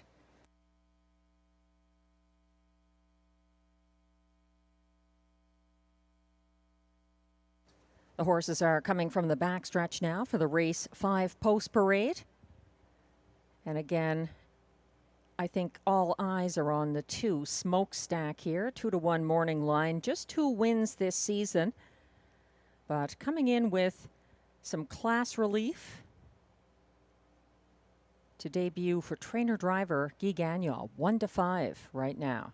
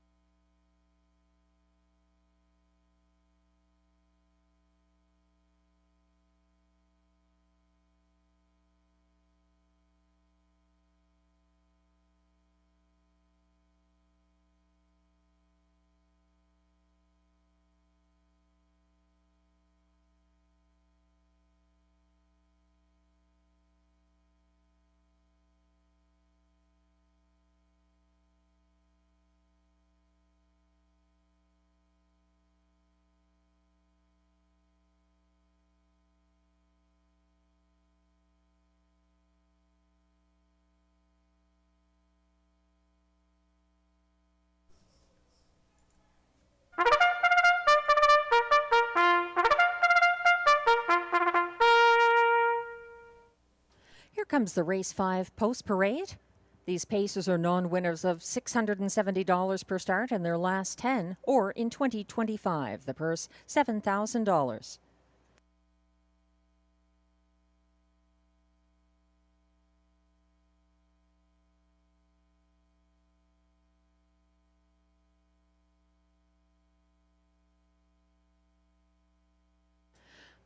Leading the post parade, number 1, Day Trader, owned by Mathieu Senez Ouinnette with trainer Normand Ouinnette, both of Quebec. William Waugh drives.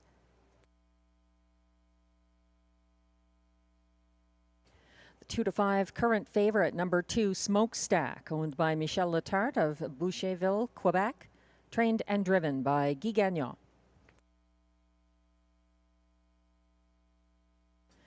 3 is Lucky Leonard, owned and trained by Caroline Malo-Tetro of Saint-Légory, Quebec.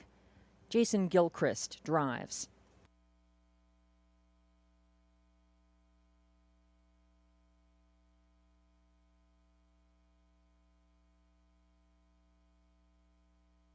Four is 88 Fingers Louie, owned by trainer-driver Ryan Guy with Sharon Christie, both of South Mountain, Ontario.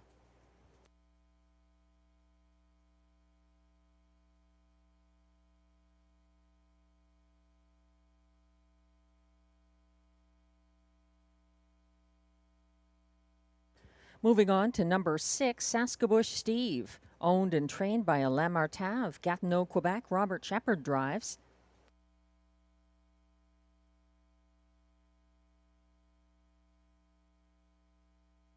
Seven is Mickey Makes Some Speed, owned and trained by Marc-André Simoneau of Trois-Rivières, Quebec. Pascal Berube drives.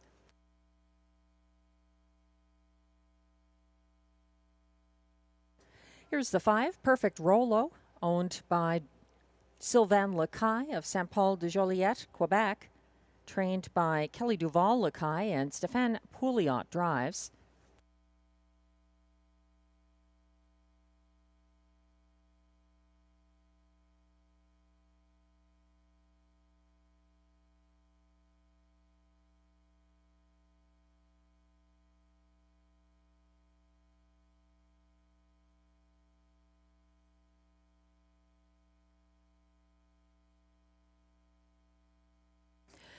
From post 8, Cyclone Joe, owned by Sylvain Lacaille of Saint Paul de Joliette, Quebec. He also drives. Cyclone Joe is trained by Kelly Duval Lacaille.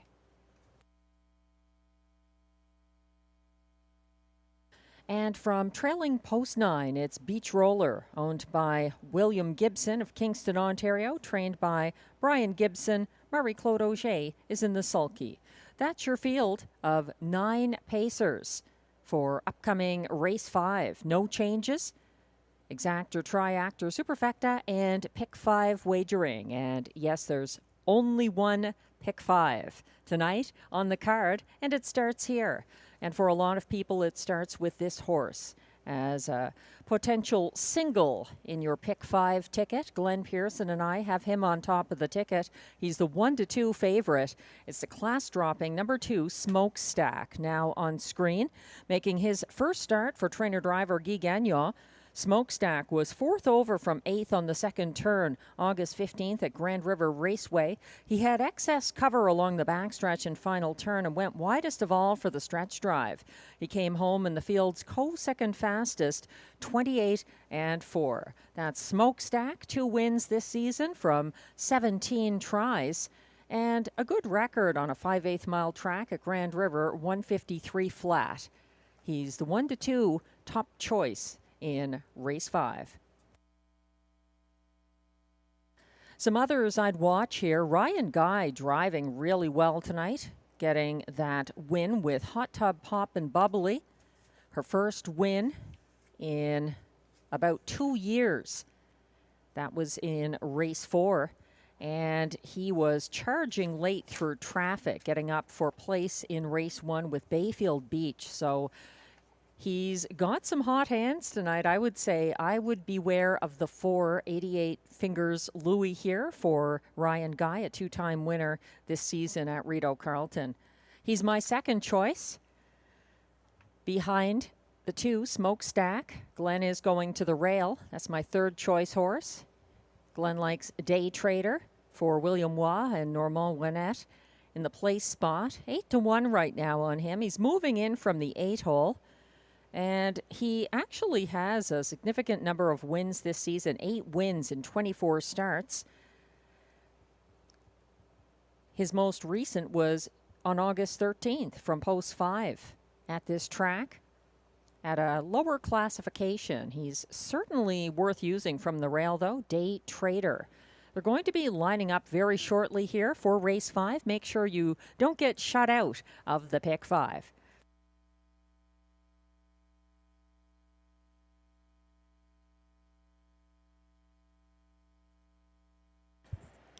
The starter has called the field.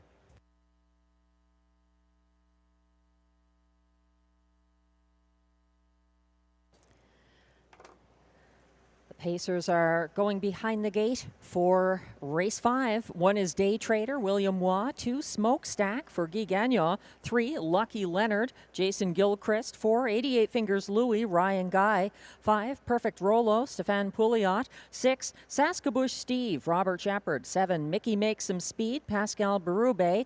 8, Cyclone Joe on the outside for Sylvain Lacaille. And the trailer is 9, Beach Roller for Marie-Claude Auger. They're all in line with 1 behind, and they're on the backstretch. Off and pacing and leaving aggressively from the inside. Day Trader from mid-pack, though, striding past. That's 88 Fingers Louis, and he's circled early by Mickey makes some speed in line 2. Pascal Berube clearing to the front. Sitting the pocket now, that's Ryan Guy and 88 Fingers Louie, keeping ahead of the advancing first over Cyclone Joe, already in play for Sylvain Lacaille, approaching the 28-1 opening quarter. Up front, leading the way, but under some pressure now. Mickey makes some speed, getting circled by Cyclone Joe, who makes front. Mickey makes some speed now in the pocket ahead of 88 Fingers Louie. First over into fourth, that's Beach Roller getting involved and towing Smokestack into it. Second over from fifth as they head around the second turn. It's Cyclone Joe in charge to the half, 57-2 the clocking,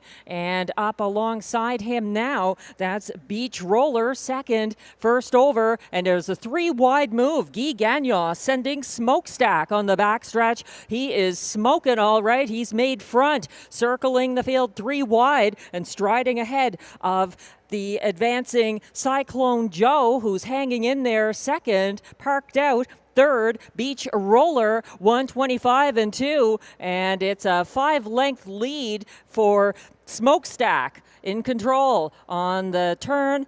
And turning for home now, he's all alone. The battle is on for place behind him. If he can sustain this, Smokestack widening his lead. He's out there by a good 5. It's still Cyclone Joe second. Up the inside, Mickey makes some speed down the center of the track. 88 Fingers Louie. It's going to be Smokestack over Cyclone Joe. 88 Fingers Louie and Mickey makes some speed. 154-1. Welcome to Rideau Carleton Smokestack.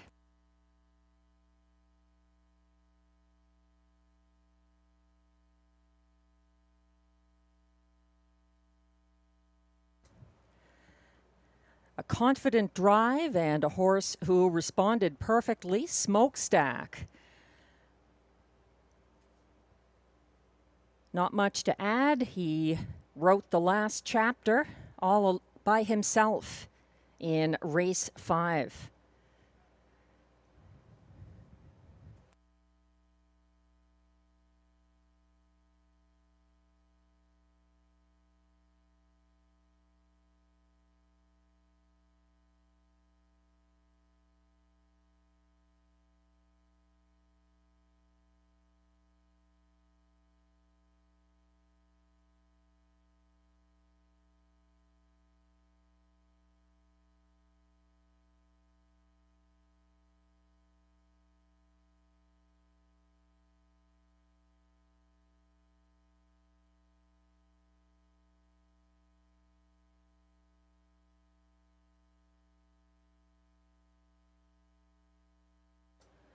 The unofficial top 4 order of finish is now shown for race 5.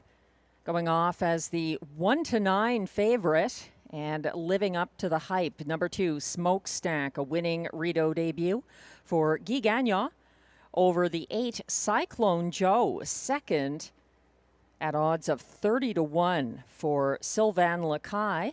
He held off a fast closing. Number 4, 88 Fingers Louie, third at 12-1 for Ryan Guy. Ahead of the 7, Mickey makes some speed, completing the superfecta. 2, 8, 4, 7 in race 5. Please hold all tickets.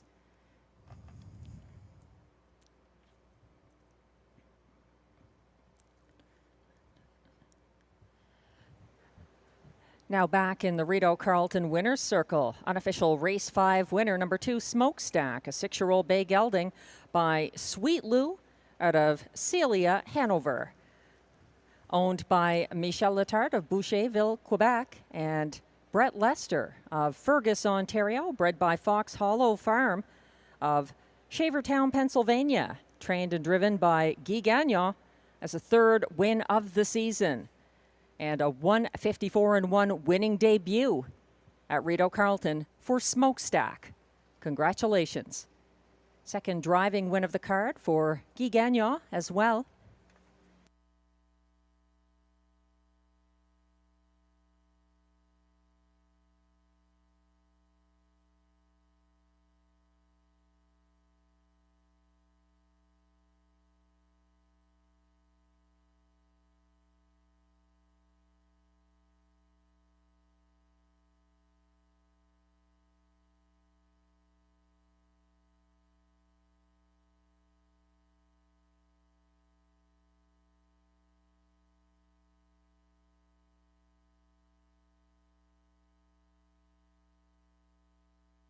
Race 5 is now official.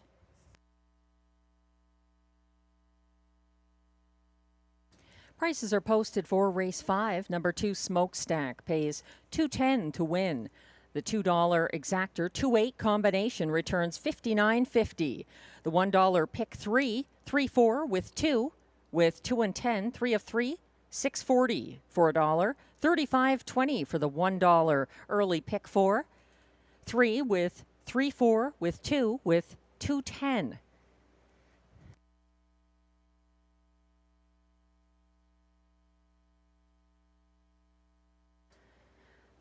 Nice triactor there, 284 for $1, $134.95, and an $897.95 superfecta. 2847, the $1 superfecta in race 5.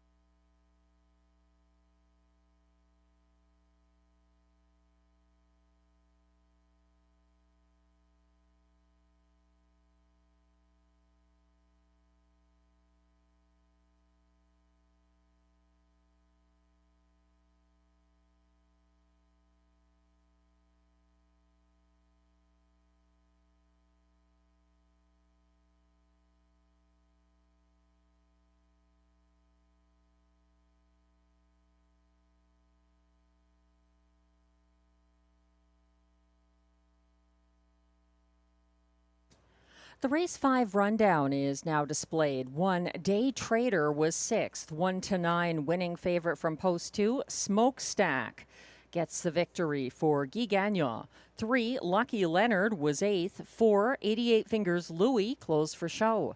5 Perfect Rolo ended up 9th. 6 Saskabush Steve 7th. 7 Mickey Makes Some Speed 4th. 8 Cyclone Joe a good 2nd, and 9 Beach Roller was 5th. From the top down, your program should read 6, 1, 8, 3, 9, 7, 4, 2, 5. The fractions 28 and 1, 57 and 2, 125 and 2, 154 and 1. Smokestack.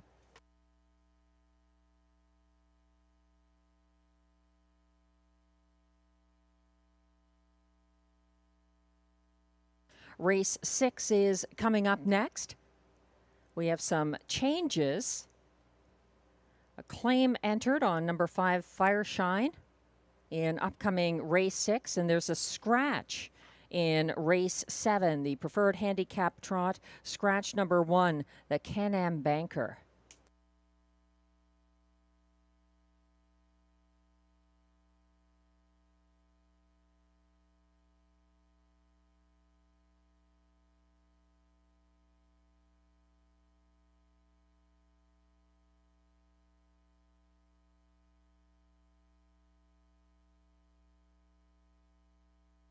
Race 6 kicks off the late pick 4, and I've tried to map one out here. Going 3 deep in the first leg with number 4, Fancy Lettering, making the quick turnaround after finishing third as beaten favorite, cutting the fractions in Sunday's hard-rocking Summer Claiming Series. Mike Healy picks up the drive on the 4-time winner, trained by John McMillan.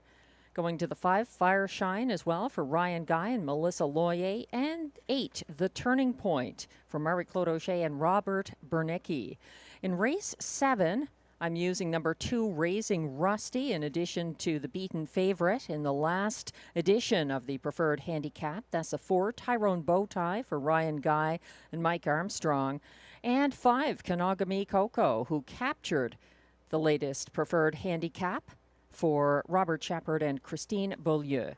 In race 8, I tried to keep it simple. I think it's between the 4, Lorenzo for Robert Shepard and Christine Beaulieu, and the 5, JM Stella for Sylvain Lacaille and Kelly Duval-Lacaille.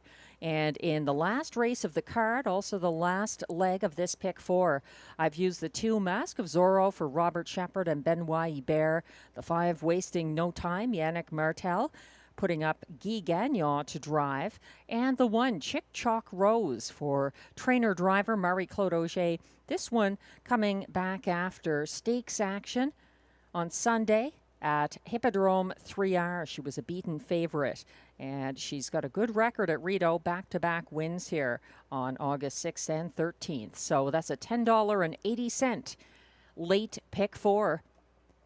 It kicks off here in upcoming race 6. With Exactor Triactor, High Five, and late pick 4 wagering. Good luck.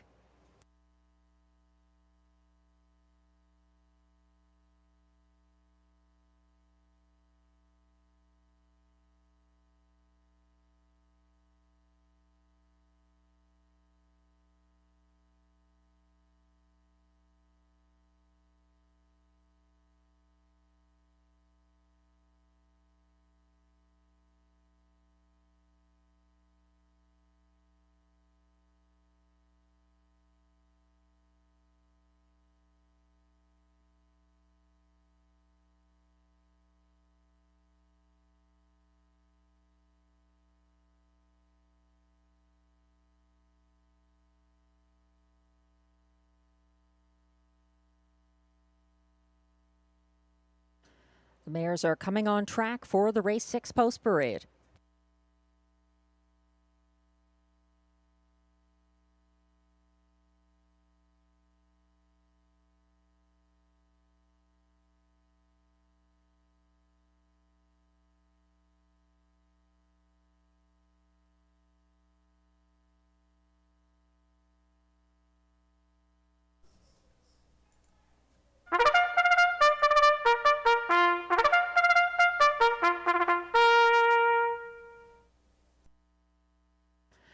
Race 6 post parade is on track. These are pacing fillies and mares with claiming tags from $8,500 through $12,500. Also eligible non-winners of 2 races in 2024, 2025 who draw with the $8,500 claimers. The purse, $6,300.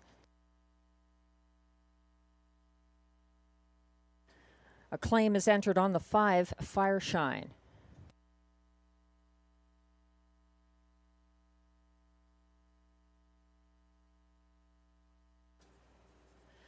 Number 1 is Beauty is Blind, owned by Desjardins Noro Stable, with trainer Marc-André Simoneau and Jean Fontaine, all of Quebec. Pascal Berube drives. 2 is DA Cinnamon Crunch, owned by Keith Castle of Smiths Falls, Ontario, trained by Macy Castle. William Waugh is in the bike. 3 is Dial Me Up, owned by Gina Bragagnolo, with trainer Yves Tessier, both of Trois-Rivières, Quebec, and Lynn Bragagnolo of Carp, Ontario. Robert Shepard drives. 4 is Fancy Lettering, owned and trained by John McMillan of Odessa, Ontario. Mike Healy drives. 5 is Fireshine, owned and trained by Melissa Loyer of Ottawa. Ryan Guy drives. A claim is entered on the 5, Fireshine.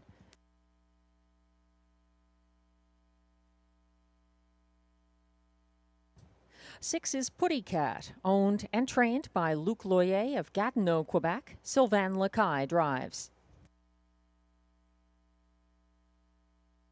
7 is Beach Journey, owned by Écurie Guy Gagnon, incorporated with Frédéric Gagnon of Gatineau, Quebec, trained and driven by Guy Gagnon.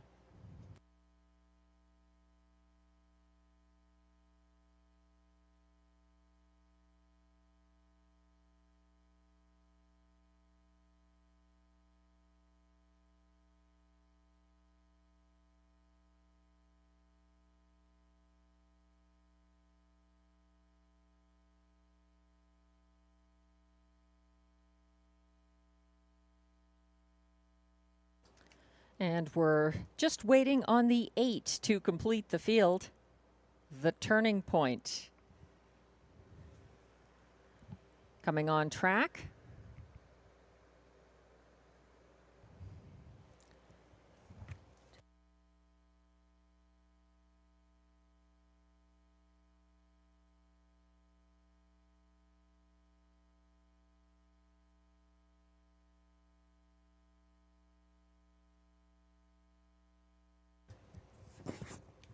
The Turning Point is on the backstretch now. From post 8, the Turning Point is owned by trainer Robert Bernicki of Quebec. Marie-Claude Auger drives. That's the field of 8 for upcoming race 6, exactor, triactor, pick 4, and super high 5 wagering. We were getting a good look a moment ago at the current favorite in this field. From the rail, number 1, Beauty is Blind, reunited with Pascal Berube. They have 3 2025 wins together with various post positions and trips at Hippodrome 3R. Beauty is Blind ended last season with 4 consecutive Rideau wins for Berube. Beauty is Blind was first over for Robert Shepherd approaching the half Wednesday and pressed the pace along the backstretch before losing ground late. She's the 9-5 favorite from the rail, and Glenn does not have her in his high 5 ticket. I've got her further down my ticket, but the betting public has raised her up to be the 9-5 favorite. Number 1, Beauty is Blind. Glenn is going to the winning 1-2 favorite, number 8, The Turning Point, who stepped out second over from 4th on the second turn Wednesday, following the cover of First Up, Beauty is Blind to the half. The Turning Point had a 3-wide move at 3/4 and overtook Beach Journey late in the stretch duel. This is a tougher post, but the Turning Point won from post 8 with no scratches August 6th at a similar classification for Marie-Claude Auger. The starter has called the field. This is your final opportunity to wager on race 6 and the late pick 4 at Rideau Carleton. The mares are gathering behind the gate for race 6. 1 is Beauty is Blind for Pascal Berube. 2, D.A. Cinnamon Crunch, William Waugh. 3, Dial Me Up, Robert Shepherd. 4, Fancy Lettering, Mike Healy. 5, Fireshine, Ryan Guy. 6, Putty Cat, Sylvain Lacaille. 7, Beach Journey, Guy Gagnon. And on the outside, number 8, The Turning Point, Marie-Claude Auger. They're circling onto the Rideau Carleton backstretch.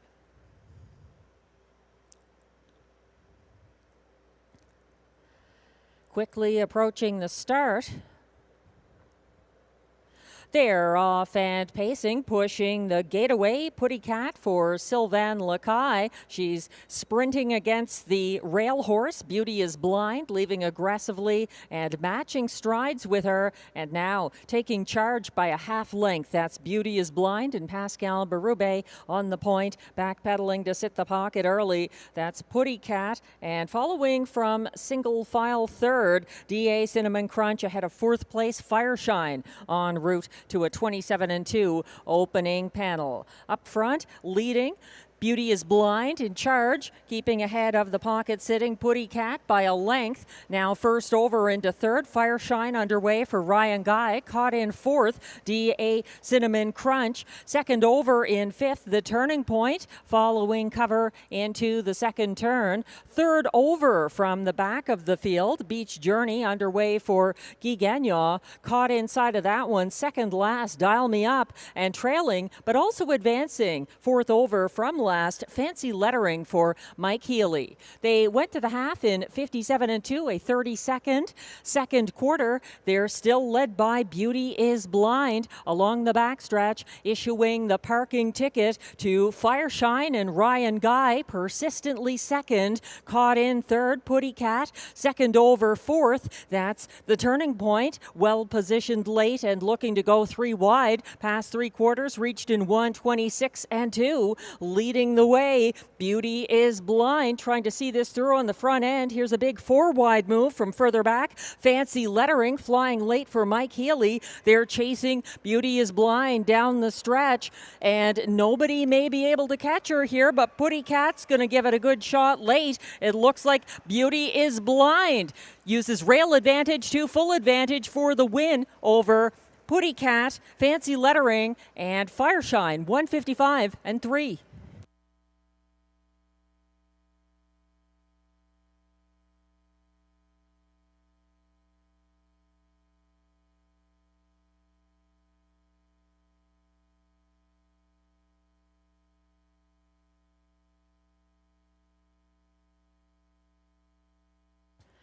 Beauty is Blind responded beautifully from the rail when reunited with Pascal Berube.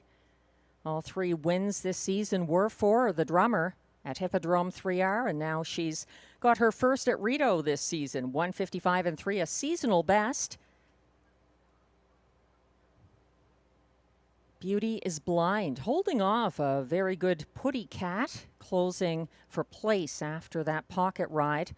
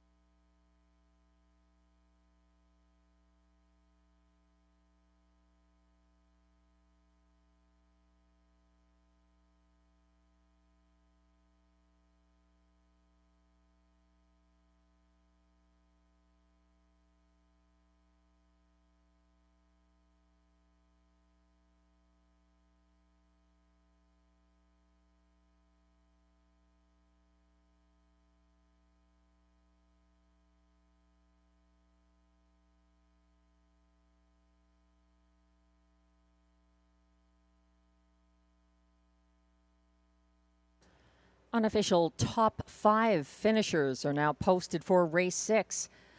At odds of 5-2, number 1, Beauty is Blind, goes gate to wire for Pascal Berube.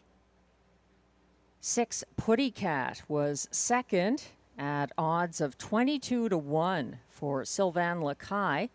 Ahead of 4, Fancy Lettering, third. 9-5 favorite at the last flash. Number 5, Fireshine, was fourth. And number 8, The Turning Point, completes the high five. 1-6-4-5-8 unofficially in race 6. Please hold all tickets. Now back in the Rideau Carleton winner's circle for the first time this season. Unofficial race 6 winner, number 1, Beauty is Blind, an 8-year-old bay mare by Better Than Cheddar out of Fast Ruffles, owned by Desjardins Noro Stable with trainer Marc-André Simoneau and Jean Fontaine, all of Quebec. Beauty is Blind was bred by Delaware Valley University of Pennsylvania. It's the first driving win of the card for Pascal Berube, but he piloted this mare to all 3 wins earlier this season. Beauty is Blind with her first Rideau win of the year and a seasonal best, 155 and 3. Congratulations.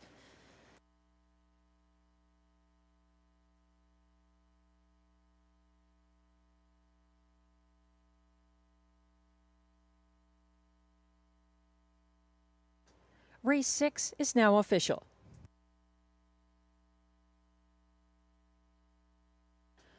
Prices are posted for Race 6. Number 1, Beauty is Blind, returns $7.70 to win. The $2 1/6 exactor, $179.70. We've got a super high five carryover of $1,435.34. The $1 try here, 164, returns $985.95.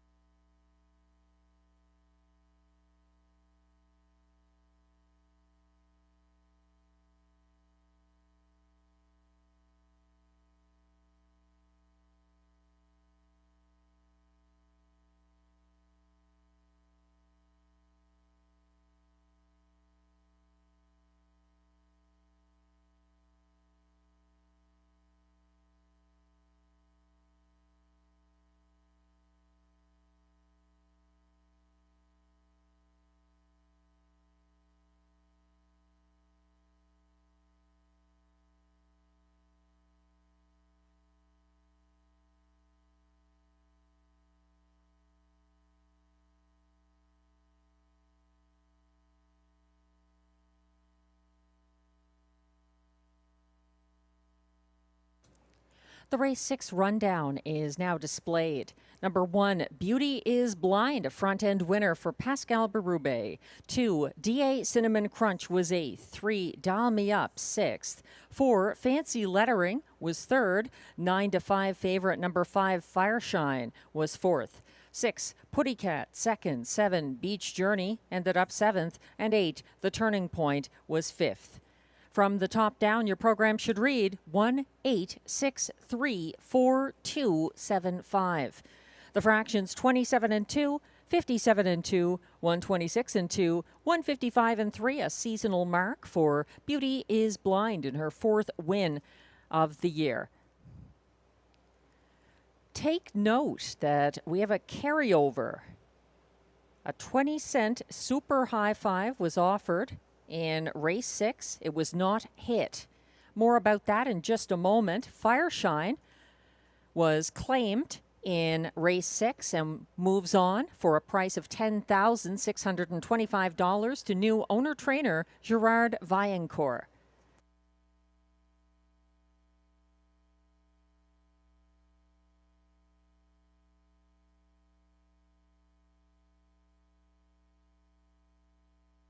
We have another super high five offered in the last race of the card tonight, Race 9.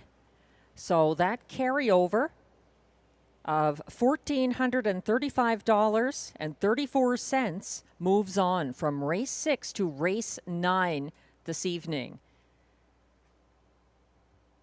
Meanwhile, Race 7 is coming up next. The 1, Can-Am Banker, is scratched injured. We've got a field of 4 preferred handicap trotters coming up in Race 7 with exactor, triactor, superfecta, and late pick 3 wagering.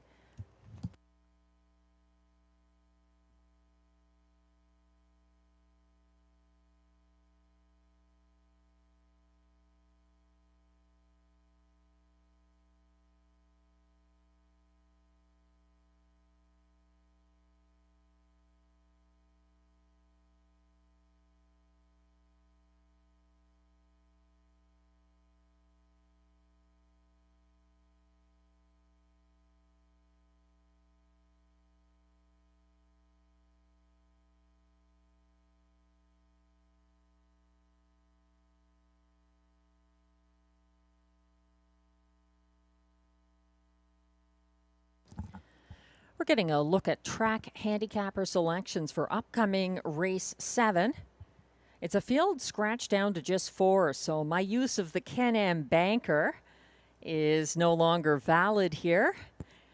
You just have to shuffle the deck here because there were only 4 horses in the race after the scratch of the Can-Am banker, a scratch due to injury. Glenn likes the 4 Tyrone Bowtie on top for Mike Armstrong and Ryan Guy. 7 wins this season, including a lifetime best, 154-2 in the Rideau Carleton Preferred Handicap Trot. He's a strong contender. Raising Rusty is a more erratic horse. He's got a strong post position, though. He's up in class, and if you look back to July 9th, he was a winner at a lower level and then stepped up and captured the Preferred Handicap Trot on July 16th for Stéphane Pouliot at a price. So I've got him on top of my ticket. He's 14-1 here. I've got Kanagami Coco in the place spot for Robert Shepard and Christine Beaulieu. That's where Glenn has Raising Rusty. The horses are coming towards the track now for the race 7 post parade.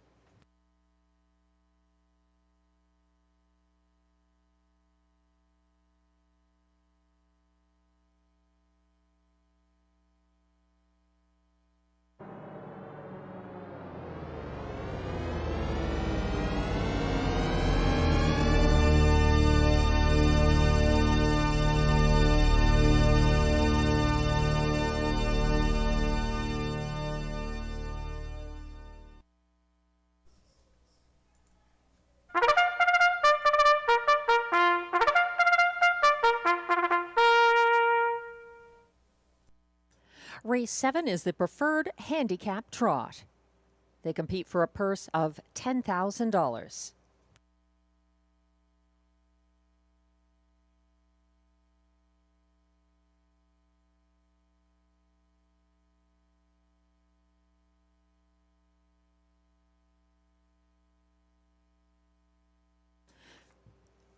Here's the post parade for race 7. Number 1, the Can-Am banker is a judge's scratch injured. We're looking at the 2 now, Raising Rusty, owned by a numbered Quebec Corporation of Gloucester, Ontario, trained and driven by Stéphane Pouliot.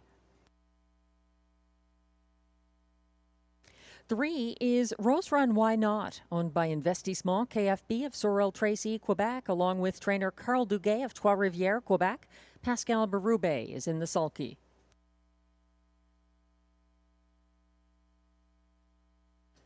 Current 1-5 favorite is number 4, Tyrone Bowtie for Ryan Guy and Mike Armstrong.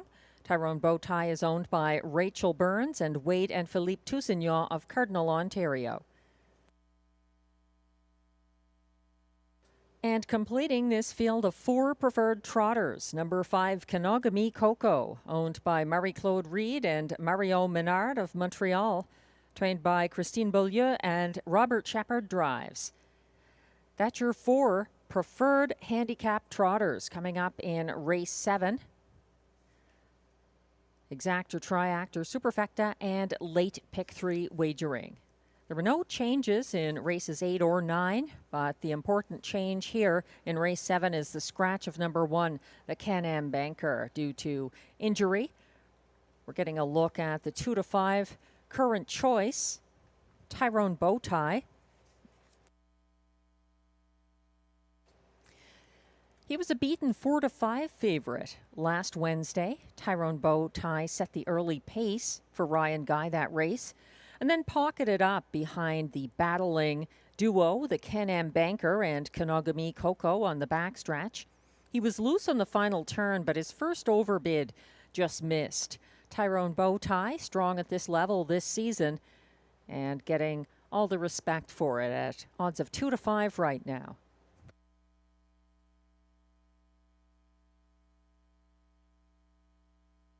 Number 5, Kanagami Coco and Robert Shepard won their first ever Rideau Preferred Handicap together last Wednesday.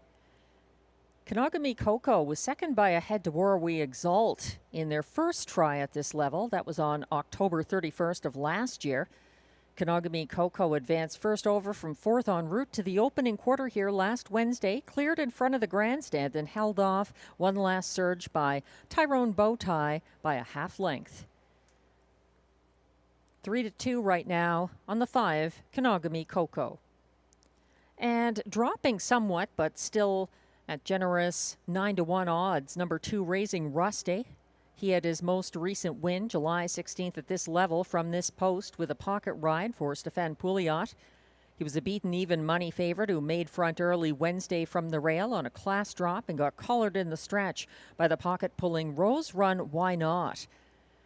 Raising Rusty narrowly held off Lorenzo for place. He's up in class here, but looking back in those lines again, his only recent preferred handicap win was July 16th when he was up in class after a win on July 9th at the lower classification. And you can't really leave out discussing number 3, Rose Run Why Not. She took a pocket ride and a late move to victory on Wednesday here at the lower level, beating Raising Rusty and holding off the late charging Lorenzo. It was a going away win for Ryan Guy, and he's now driving Tyrone Bowtie. So Rose Run Why Not has 2 wins this season. That was the most recent. A lot of place finishes. I would not be as inclined to put her on top of the ticket.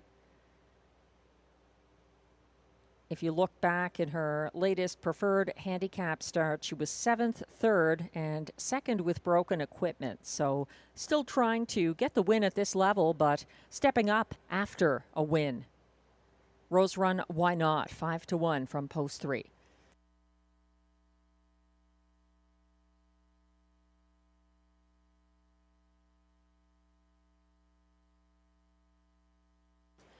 Starter has called the field for race 7. This is your final chance this evening to play the Rideau Carleton Pick 3.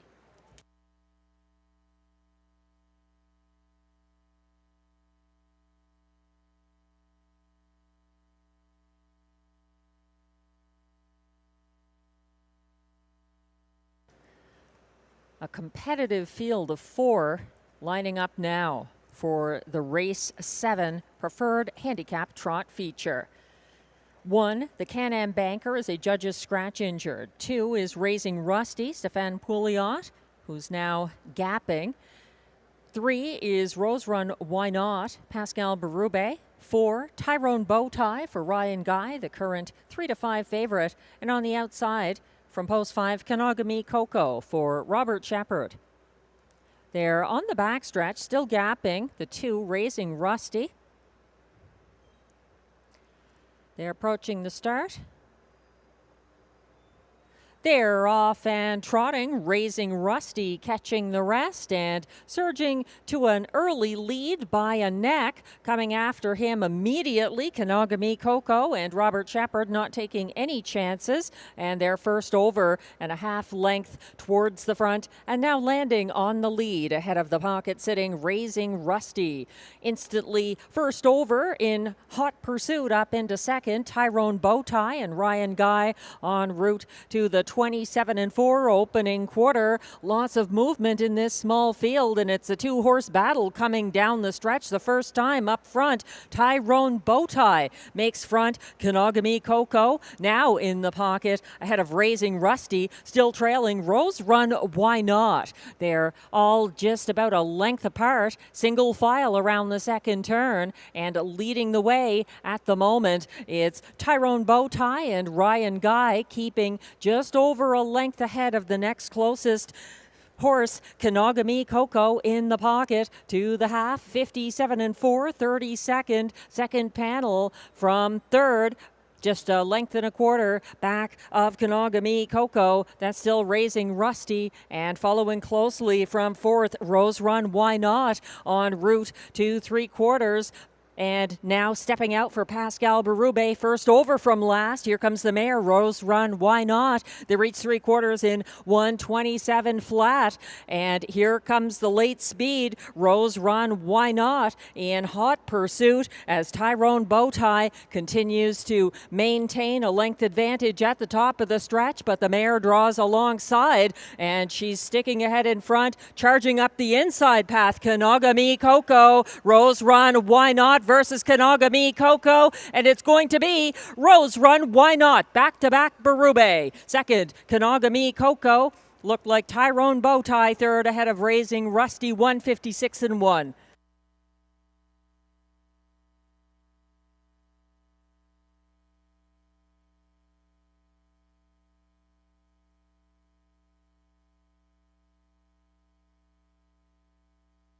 A patient drive by Pascal Berube proves the winning drive as Rose Run, Why Not? Steps right up to capture her first Rideau Preferred Handicap victory this season.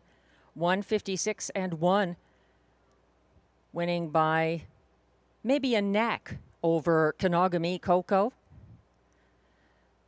The unofficial top 4 order of finish is now posted. Number 3, Rose Run, Why Not? The race winner. 5, Kanagami Coco, charging up the inside path for place. 4, Tyrone Bowtie, the pace setter, was third at odds of 2-5 as beaten favorite. And fourth in this 4-horse race, it was the 2, Raising Rusty. 3, 5, 4, 2 in race 7. Unofficially. Please hold all tickets.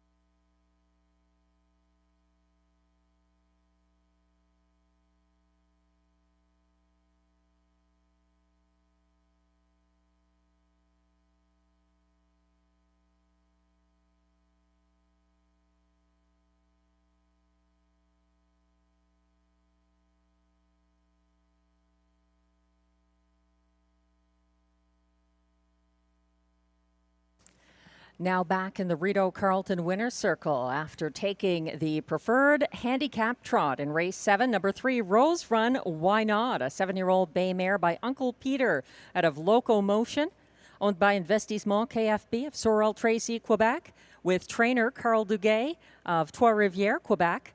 Rose Run, Why Not? Was bred by Rose Run Farm of Sugar Creek, Ohio. Pascal Berube in the bike for the win, 156-1. Up in class and back to the winner's circle. Rose Run, Why Not? Congratulations.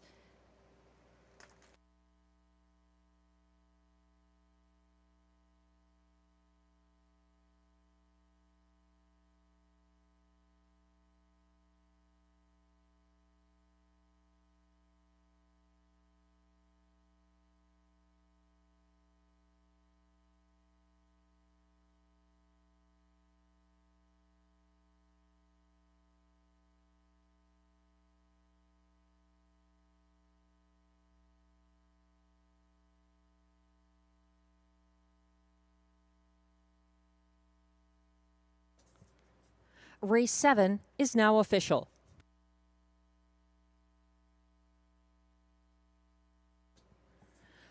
Prices are posted for race 7. Number 3, Rose Run, Why Not? Returns $8 even to win. The $1 pick 4 ending here. 4 of 4, $229.70 for $1 for the 2 with 210 with 1 with 3. The $2 exactor 3-5 pays $31.80. It's $55.20 for the 3-5-4 triactor for $1 and $41.35 for the $1 superfecta. 3-5-4-2.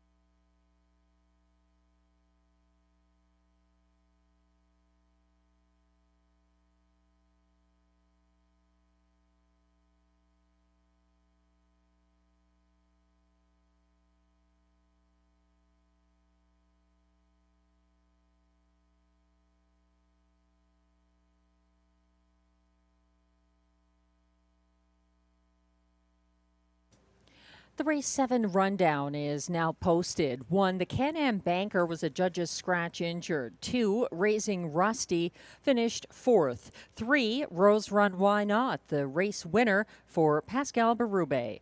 2 to 5 favorite from post 4, Tyrone Bowtie was 3rd, and 5, Kanogami Coco 2nd. From the top down, your program should read scratch 4132. The fractions 27 and 4, 57 and 4, 127 flat, 156 and 1. That's the first Rideau preferred victory this year for Rose Run Why Not.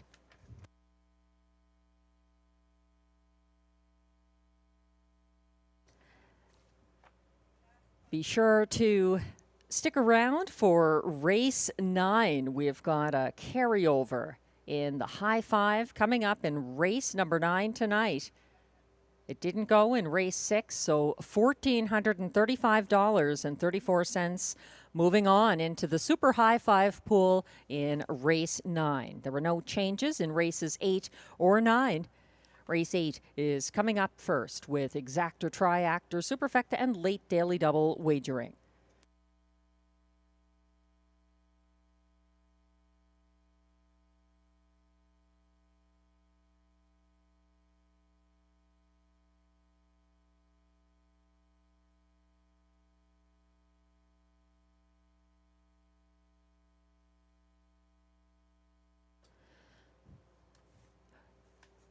In upcoming race 8, Glenn Pearson has faith that the 8 Southwind Russian can overcome the outside post for trainer-driver Stefan Pouliot. He certainly suggested that that's a possibility. Wiring from post 5 here on August 20th in impressive style. He seems to have gotten over whatever little factors have held him back this season. That was a nice win, 155 and 3 last Wednesday. So Glenn putting that 17 to 1 horse on top of his ticket. Southwind Russian from post 8. I like the 4 here, Lorenzo. He's 3 to 1 for Robert Shepard and Christine Beaulieu. He's been facing tougher. In fact, he was beaten last Wednesday by Rose Run Why Not and Raising Rusty, who just finished 1st and 4th in the preferred handicap trot. So that's equivalent to class relief for number 4, Lorenzo. My top selection and best bet. Glenn's using him 3rd behind the 3, Stormont Cheerio, dropping in from Woodbine Mohawk Park for trainer-driver Ryan Guy. I'm using her in the show spot here. I think the 5, JM Stella, is a must-use horse, regardless of the wager in upcoming race 8. 4 wins and 4 place finishes for Sylvain Lacaille and JM Stella. That's this season. The trotters are coming towards the track for the race 8 post parade. Again, exactor, triactor, superfecta, and late daily double wagering. No changes in races 8 or 9.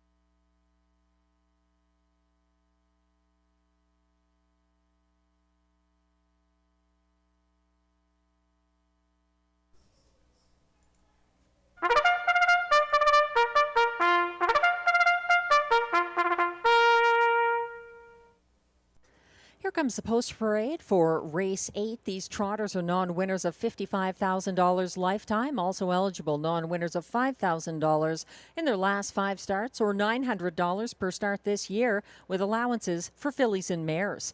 Also eligible $18,000 claimers. They race for a purse of $7,800.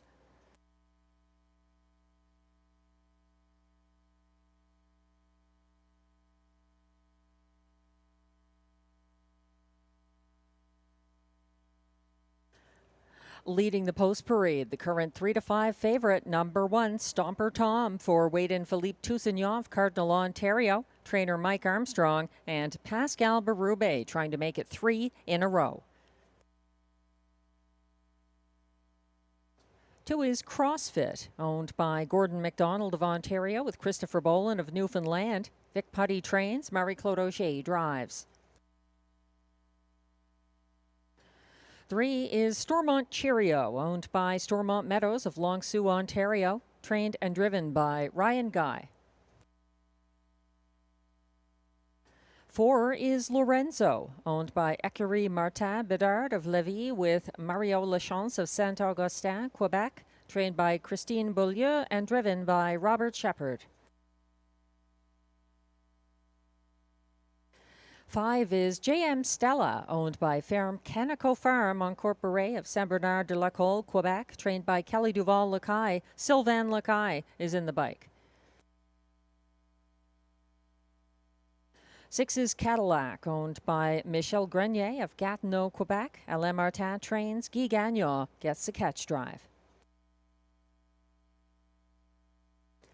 7 is Synergy S for owner Sylvain Lacaille of Saint-Paul-de-Joliette, Quebec, trained by Kelly Duval-Lacaille and driven by William Mois. And completing this field from post 8, Southwind Russian, owned by a numbered Quebec corporation of Gloucester, Ontario, trained and driven by Stéphane Pouliot. That's your field of 8 trotters coming up in race 8. No changes in races 8 or 9. There's exact or triact or superfecta and late daily double wagering available. We're getting a good look at Stomper Tom. 2-1 morning line and 6-5 favorite on the tote board. He had the rail in the preferred handicap last Wednesday for driver Marie-Claude Auger. He finished 3rd behind Kanogami Coco and Tyrone Bowtie. He's got just 1 win this season. He had 9 of them last year, including a lifetime mark of 156-1 taken at this track. He's had a number of recent driver changes, and Pascal Berube back in the bike, not a bad thing. They were 3rd and 4th together at this level from tougher posts on August 6th and 13th. That's the one, Stomper Tom, 6-5 current favorite.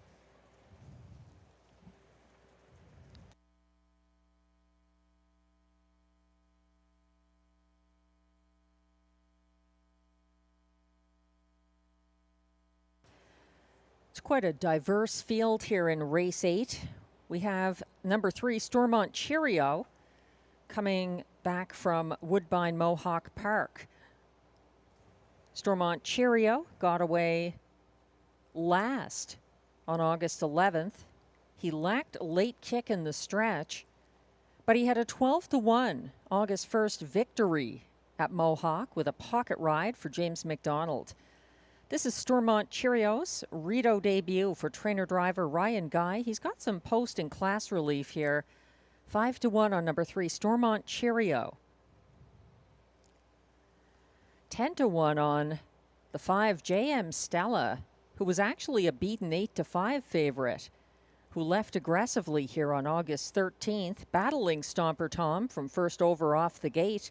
JM Stella made front and opened up past the quarter pole, leading to 3/4, and then fending off Cadillac around the final turn before getting swarmed late. The starter has called the trotters for race 8. This is your last opportunity tonight to play the daily double at Rideau Carleton. The trotters are lining up.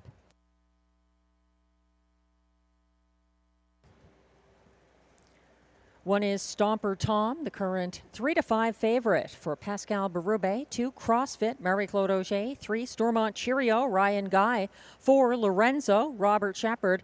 5, JM Stella, Sylvain Lacaille. 6, Cadillac, Guy Gagnon. 7, Synergy S, William Waugh. And on the outside, 8, Southwind Russian for Stéphane Pouliot. They're on the turn, and they're all in line except for the 8, Southwind Russian, gapping slightly as the starting gate moves on to the backstretch. They're approaching the start. Southwind Russian speeding up to join the rest. And they're off and trotting, firing out from the inside. That's Stomper Tom and Berube setting sail early, moving up first over early. That's Lorenzo, and he's going to take a tuck into second inside of an advancing Cadillac for Guy Gagnon, continuing on first over in second. And there's a 3 wide early bid by Southwind Russian approaching the opening quarter. Under upfront pressure, Stomper Tom holding off an advancing Southwind Russian past a 27-4 first panel. He's still leading the way, and up alongside Southwind Russian is drawing up to the saddle number now. In the pocket behind them, that's Lorenzo third, keeping ahead of Cadillac fourth. JM Stella racing fifth along the pylons. And then further back, it is Stormont Cheerio stepping out. First over now from second last. The trailer is Synergy S.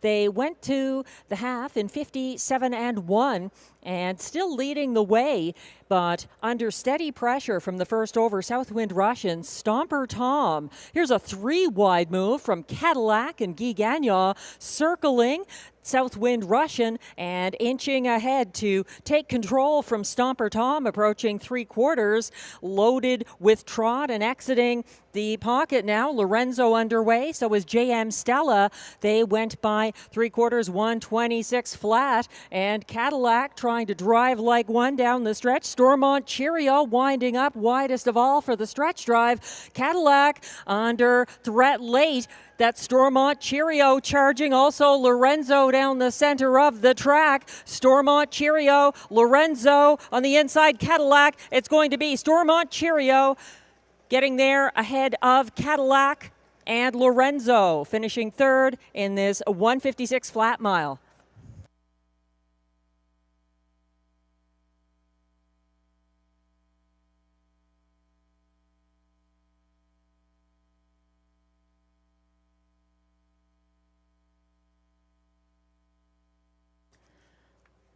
Another thrilling race with multiple leaders at different points in the race. Cadillac looked to be almost home free, but Stormont Cheerio charging late for Ryan Guy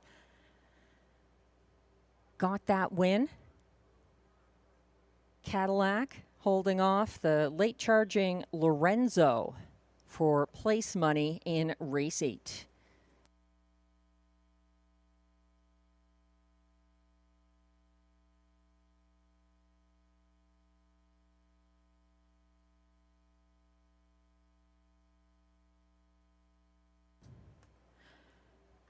Unofficial top 4 order of finish is now posted for race 8 at odds of 5-1. Number 3, Stormont Cheerio, the race winner for Ryan Guy, over 6, Cadillac. Second, also at odds of 5-1. Number 4, Lorenzo, got up for show ahead of the 2, CrossFit. Fourth, 3-6-4-2, unofficially in race 8. Please hold all tickets.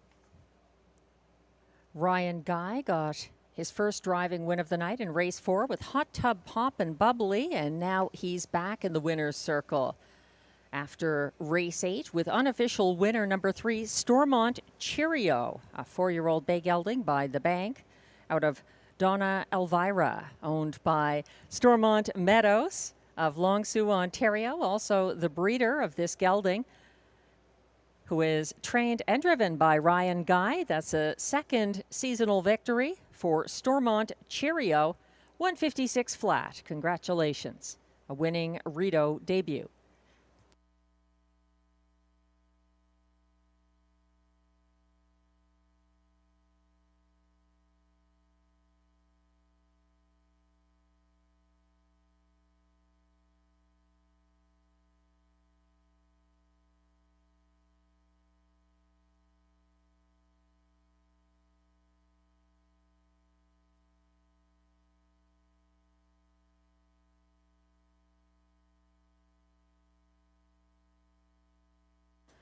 Race 8 is now official.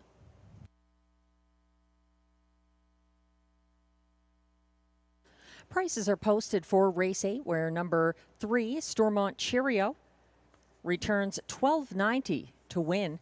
The $2 3/6 exactor pays $116.50. It's $241.85 for the $1 triactor 3-6-4 combination, and the $1 superfecta 3-6-4-2 pays $1,293.05.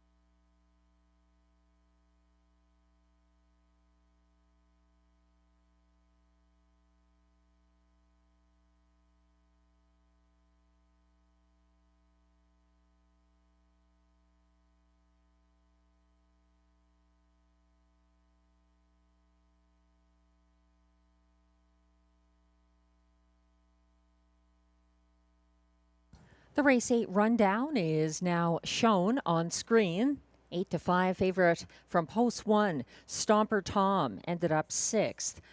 2, CrossFit, closed for 4th. 3, Stormont Cheerio, got the win for Ryan Guy.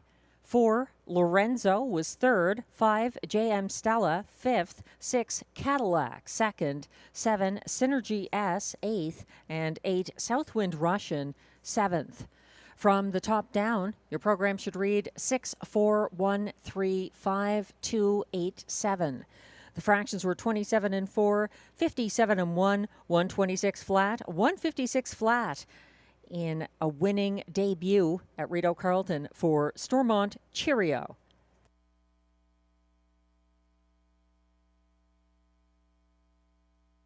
Upcoming race 9 is the last of the night on the trot. A field of 9 with exactor triactor, and importantly, super high five wagering with a carryover of $1,435.34.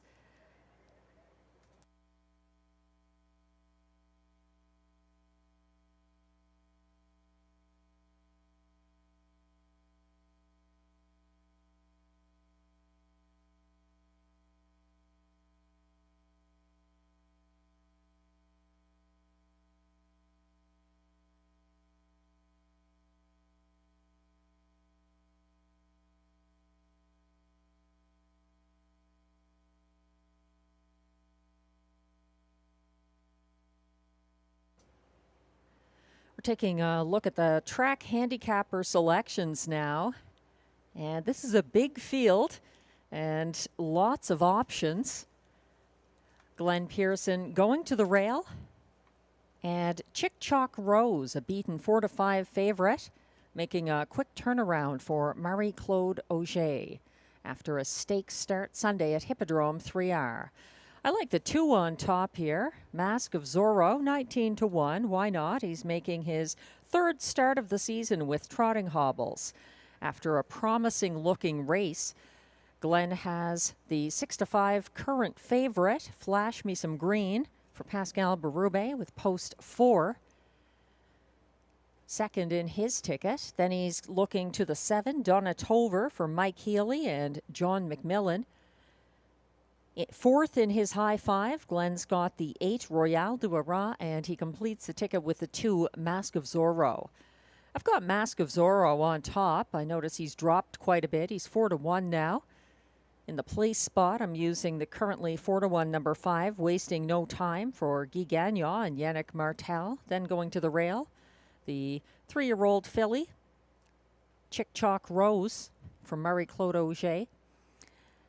I've got the 6, Wish You'd Tell Me, 4th in my ticket. And then the tough post, a bit of a turn off when it comes to the 8, Royale du Roi. This one did race well recently at this track for Loic Guriel.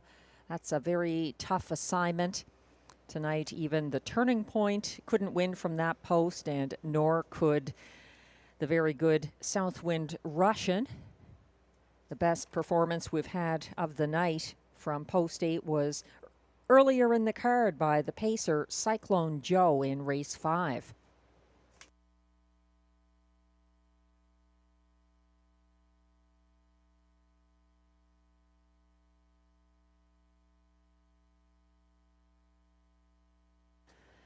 With that extra money in the super high 5 pool here, the carryover, definitely worth your attention, even if you're normally someone who prefers other wagers. Race 9 offers exactor triactor and high 5 wagering, a 20-cent base wager on that high 5.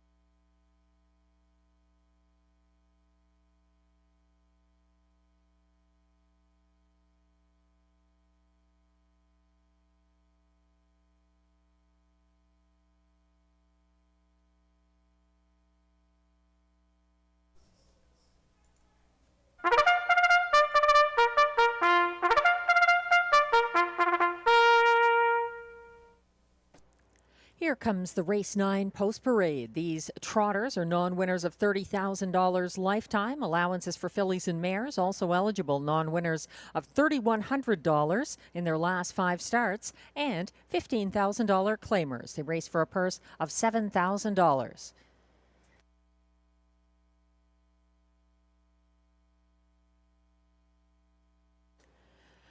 Leading the Post Parade, it's 9-5 favorite from Post 1, Chick Chalk Rose, owned by a numbered Quebec corporation with trainer-driver Marie-Claude Auger and Ariane Girard, all of Quebec.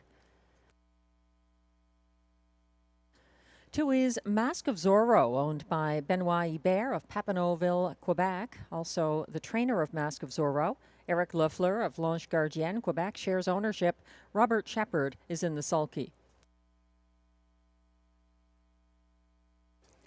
3 is Charlie Barr, owned by Nicole Beauvais-Gertner of Apple Hill, Ontario. Trained by Pierre Beauvais, Sylvain Lacaille drives. 4 is Flash Me Some Green, owned by trainer Benoit Hibert and Leah Rose Laverne, both of Papineauville, Quebec. Pascal Berube drives. 5 is Wasting No Time, owned and trained by Yannick Martel of L'Assomption, Quebec. Guy Gagnon at the controls.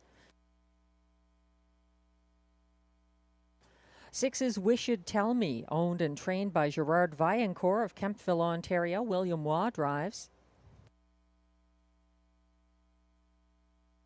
7 is Donatover, owned and trained by John McMillan of Odessa, Ontario. Mike Healy is in the sulky.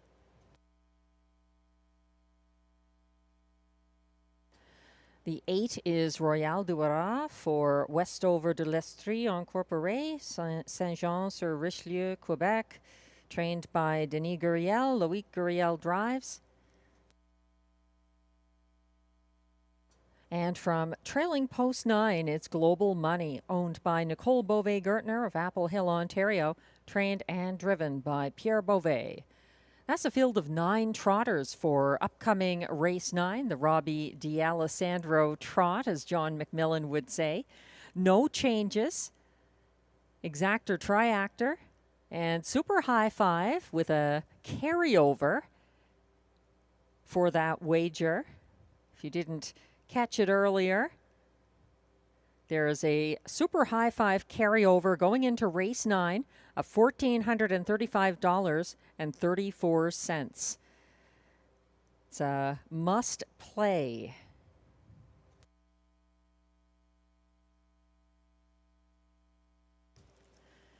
We're getting a look at the contenders scoring down.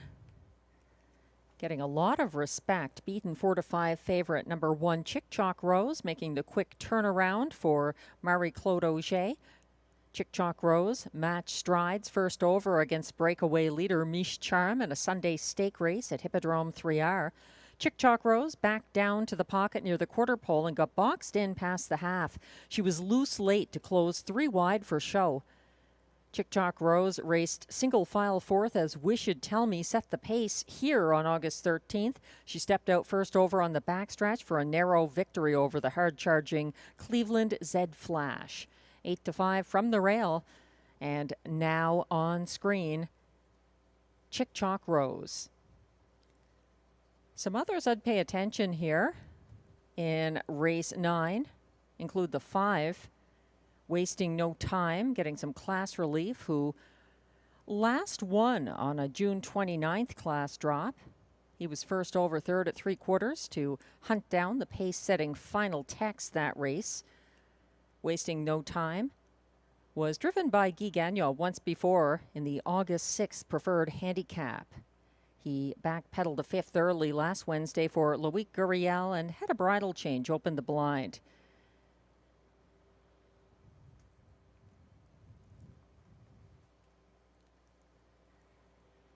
The 6, Wished Tell Me, was 3rd as beaten 3-5 favorite after cutting the fractions here August 13th. He was stung late by Chick Chalk Rose and Cleveland Z Flash. He was a judge's scratch last Wednesday, 9-1 right now from Post 6.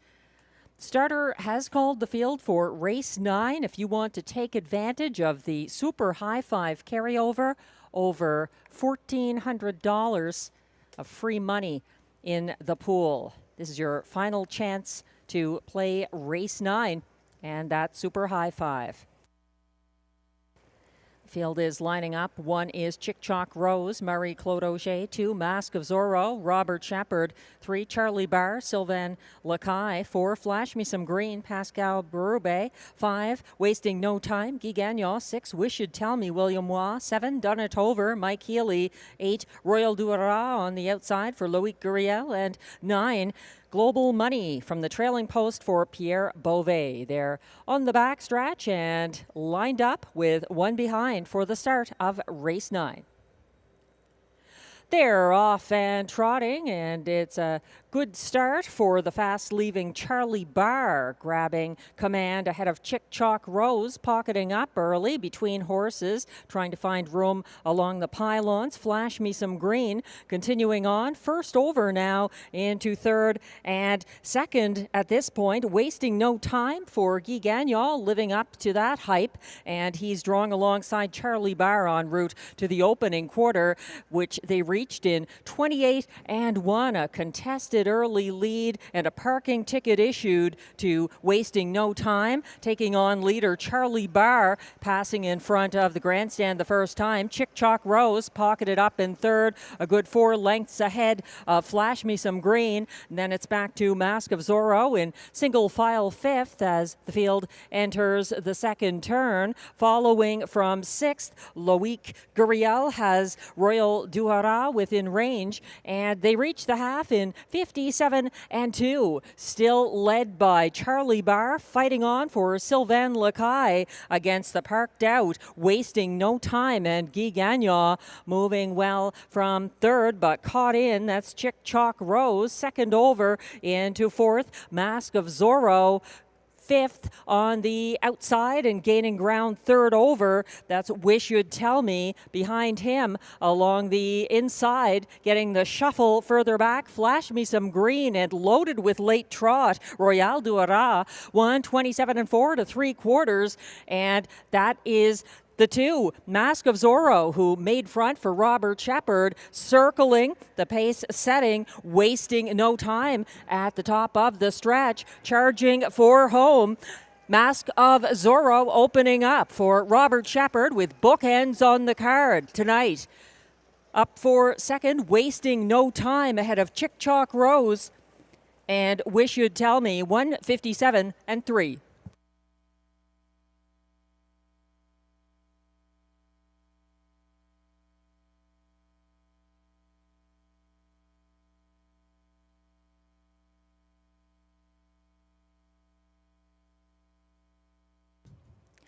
Mask of Zorro has a lot of back class to him, and as pointed out in the program, he was making his third start of the year with trotting hobbles.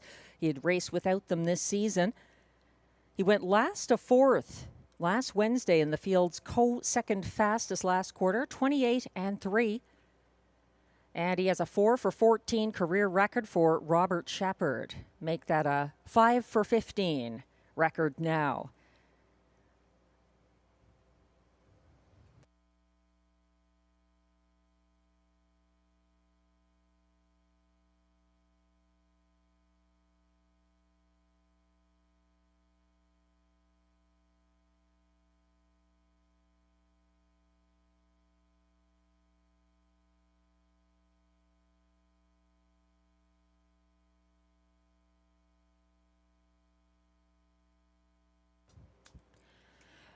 Unofficial results are now posted for race 9.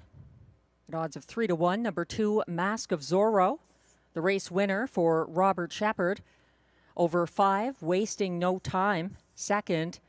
4-5 favorite, number 1, Chick Chalk Rose, was third. 6, Wish You'd Tell Me, was fourth at odds of 16-1. And completing the high five, number 8, Royal Duara, 25168, the unofficial top 5 finishers in race 9. Please hold all tickets.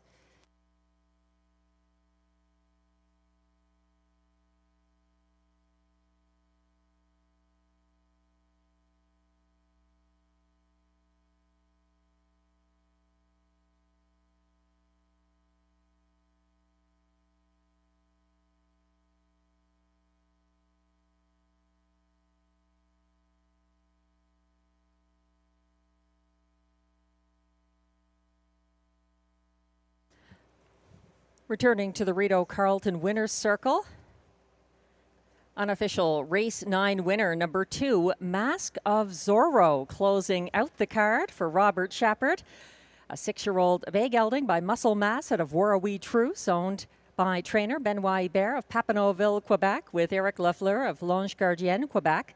Mask of Zorro was bred by Warrawee Farm of Rockwood, Ontario. That's the 3rd driving win of the card for Robert Shepard and the 1st win of the year for Mask of Zorro, getting it done in his 12th start of the season. Congratulations. Welcome back to the winner's circle, Mask of Zorro.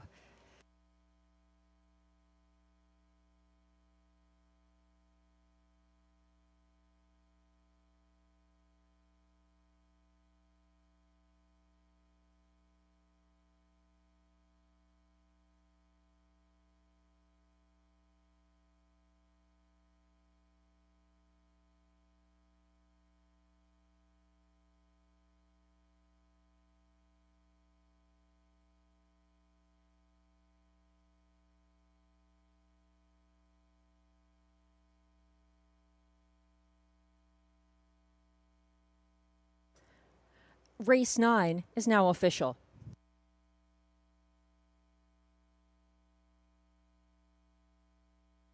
Prices are posted for race 9, where number 2 Mask of Zorro returns $8.20 to win. The $2.25 exactor pays $31.90. The $1 pick 3 ending here, 3-3-2. 3 of 3, $117.40. The $1 pick 4, 4 of 4, $1,070.50 for the 1-3-3-2 pick 4. $1 pick 5, 2-1-3-3-2, 5 of 5, $1,694.25. The 20-cent Super High Five now displayed, 2-5-1-6-8, $171.80 with that carryover.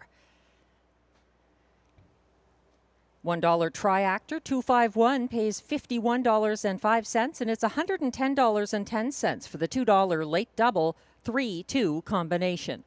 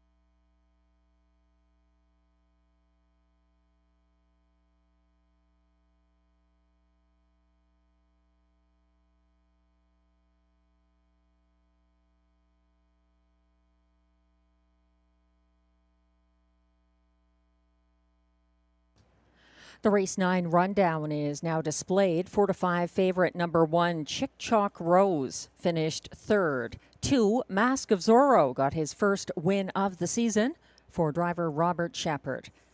3 Charlie Barr ended up 9th. 4 Flash Me Some Green 8th. 5, Wasting No Time was second. 6, Wish Should Tell Me, fourth. 7, Donna Tover, sixth. 8, Royale Duara was fifth. And 9, Global Money, seventh. From the top down, your program should read 319-824-657. The fractions, 28 and 1, 57 and 2, 127 and 4, 157 and 3, a seasonal best for Mask of Zorro.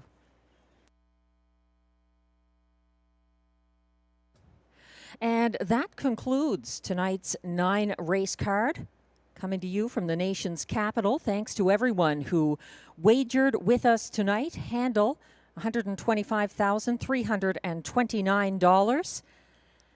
And live racing resumes on Sunday, August 31st, the 2025 Coville Cup. We hope you can join us. There will be on-track promotions. There's a contest, a draw for wagering vouchers sponsored by the National Capital Region Harness Horse Association, and the 9 drivers in the Coville Cup Drivers Championship will be part of this contest. So we hope you can join us and witness Sebastian Turenne, Claude LaRose, Mike Armstrong, Josh Miller, Antonio Vecchio, Phil Reed, Steve Germain, Michel Legasse, and John McMillan duking it out Sunday. That's it for tonight. Enjoy the rest of your week and evening. I'm Melissa Keith, track announcer. Good night.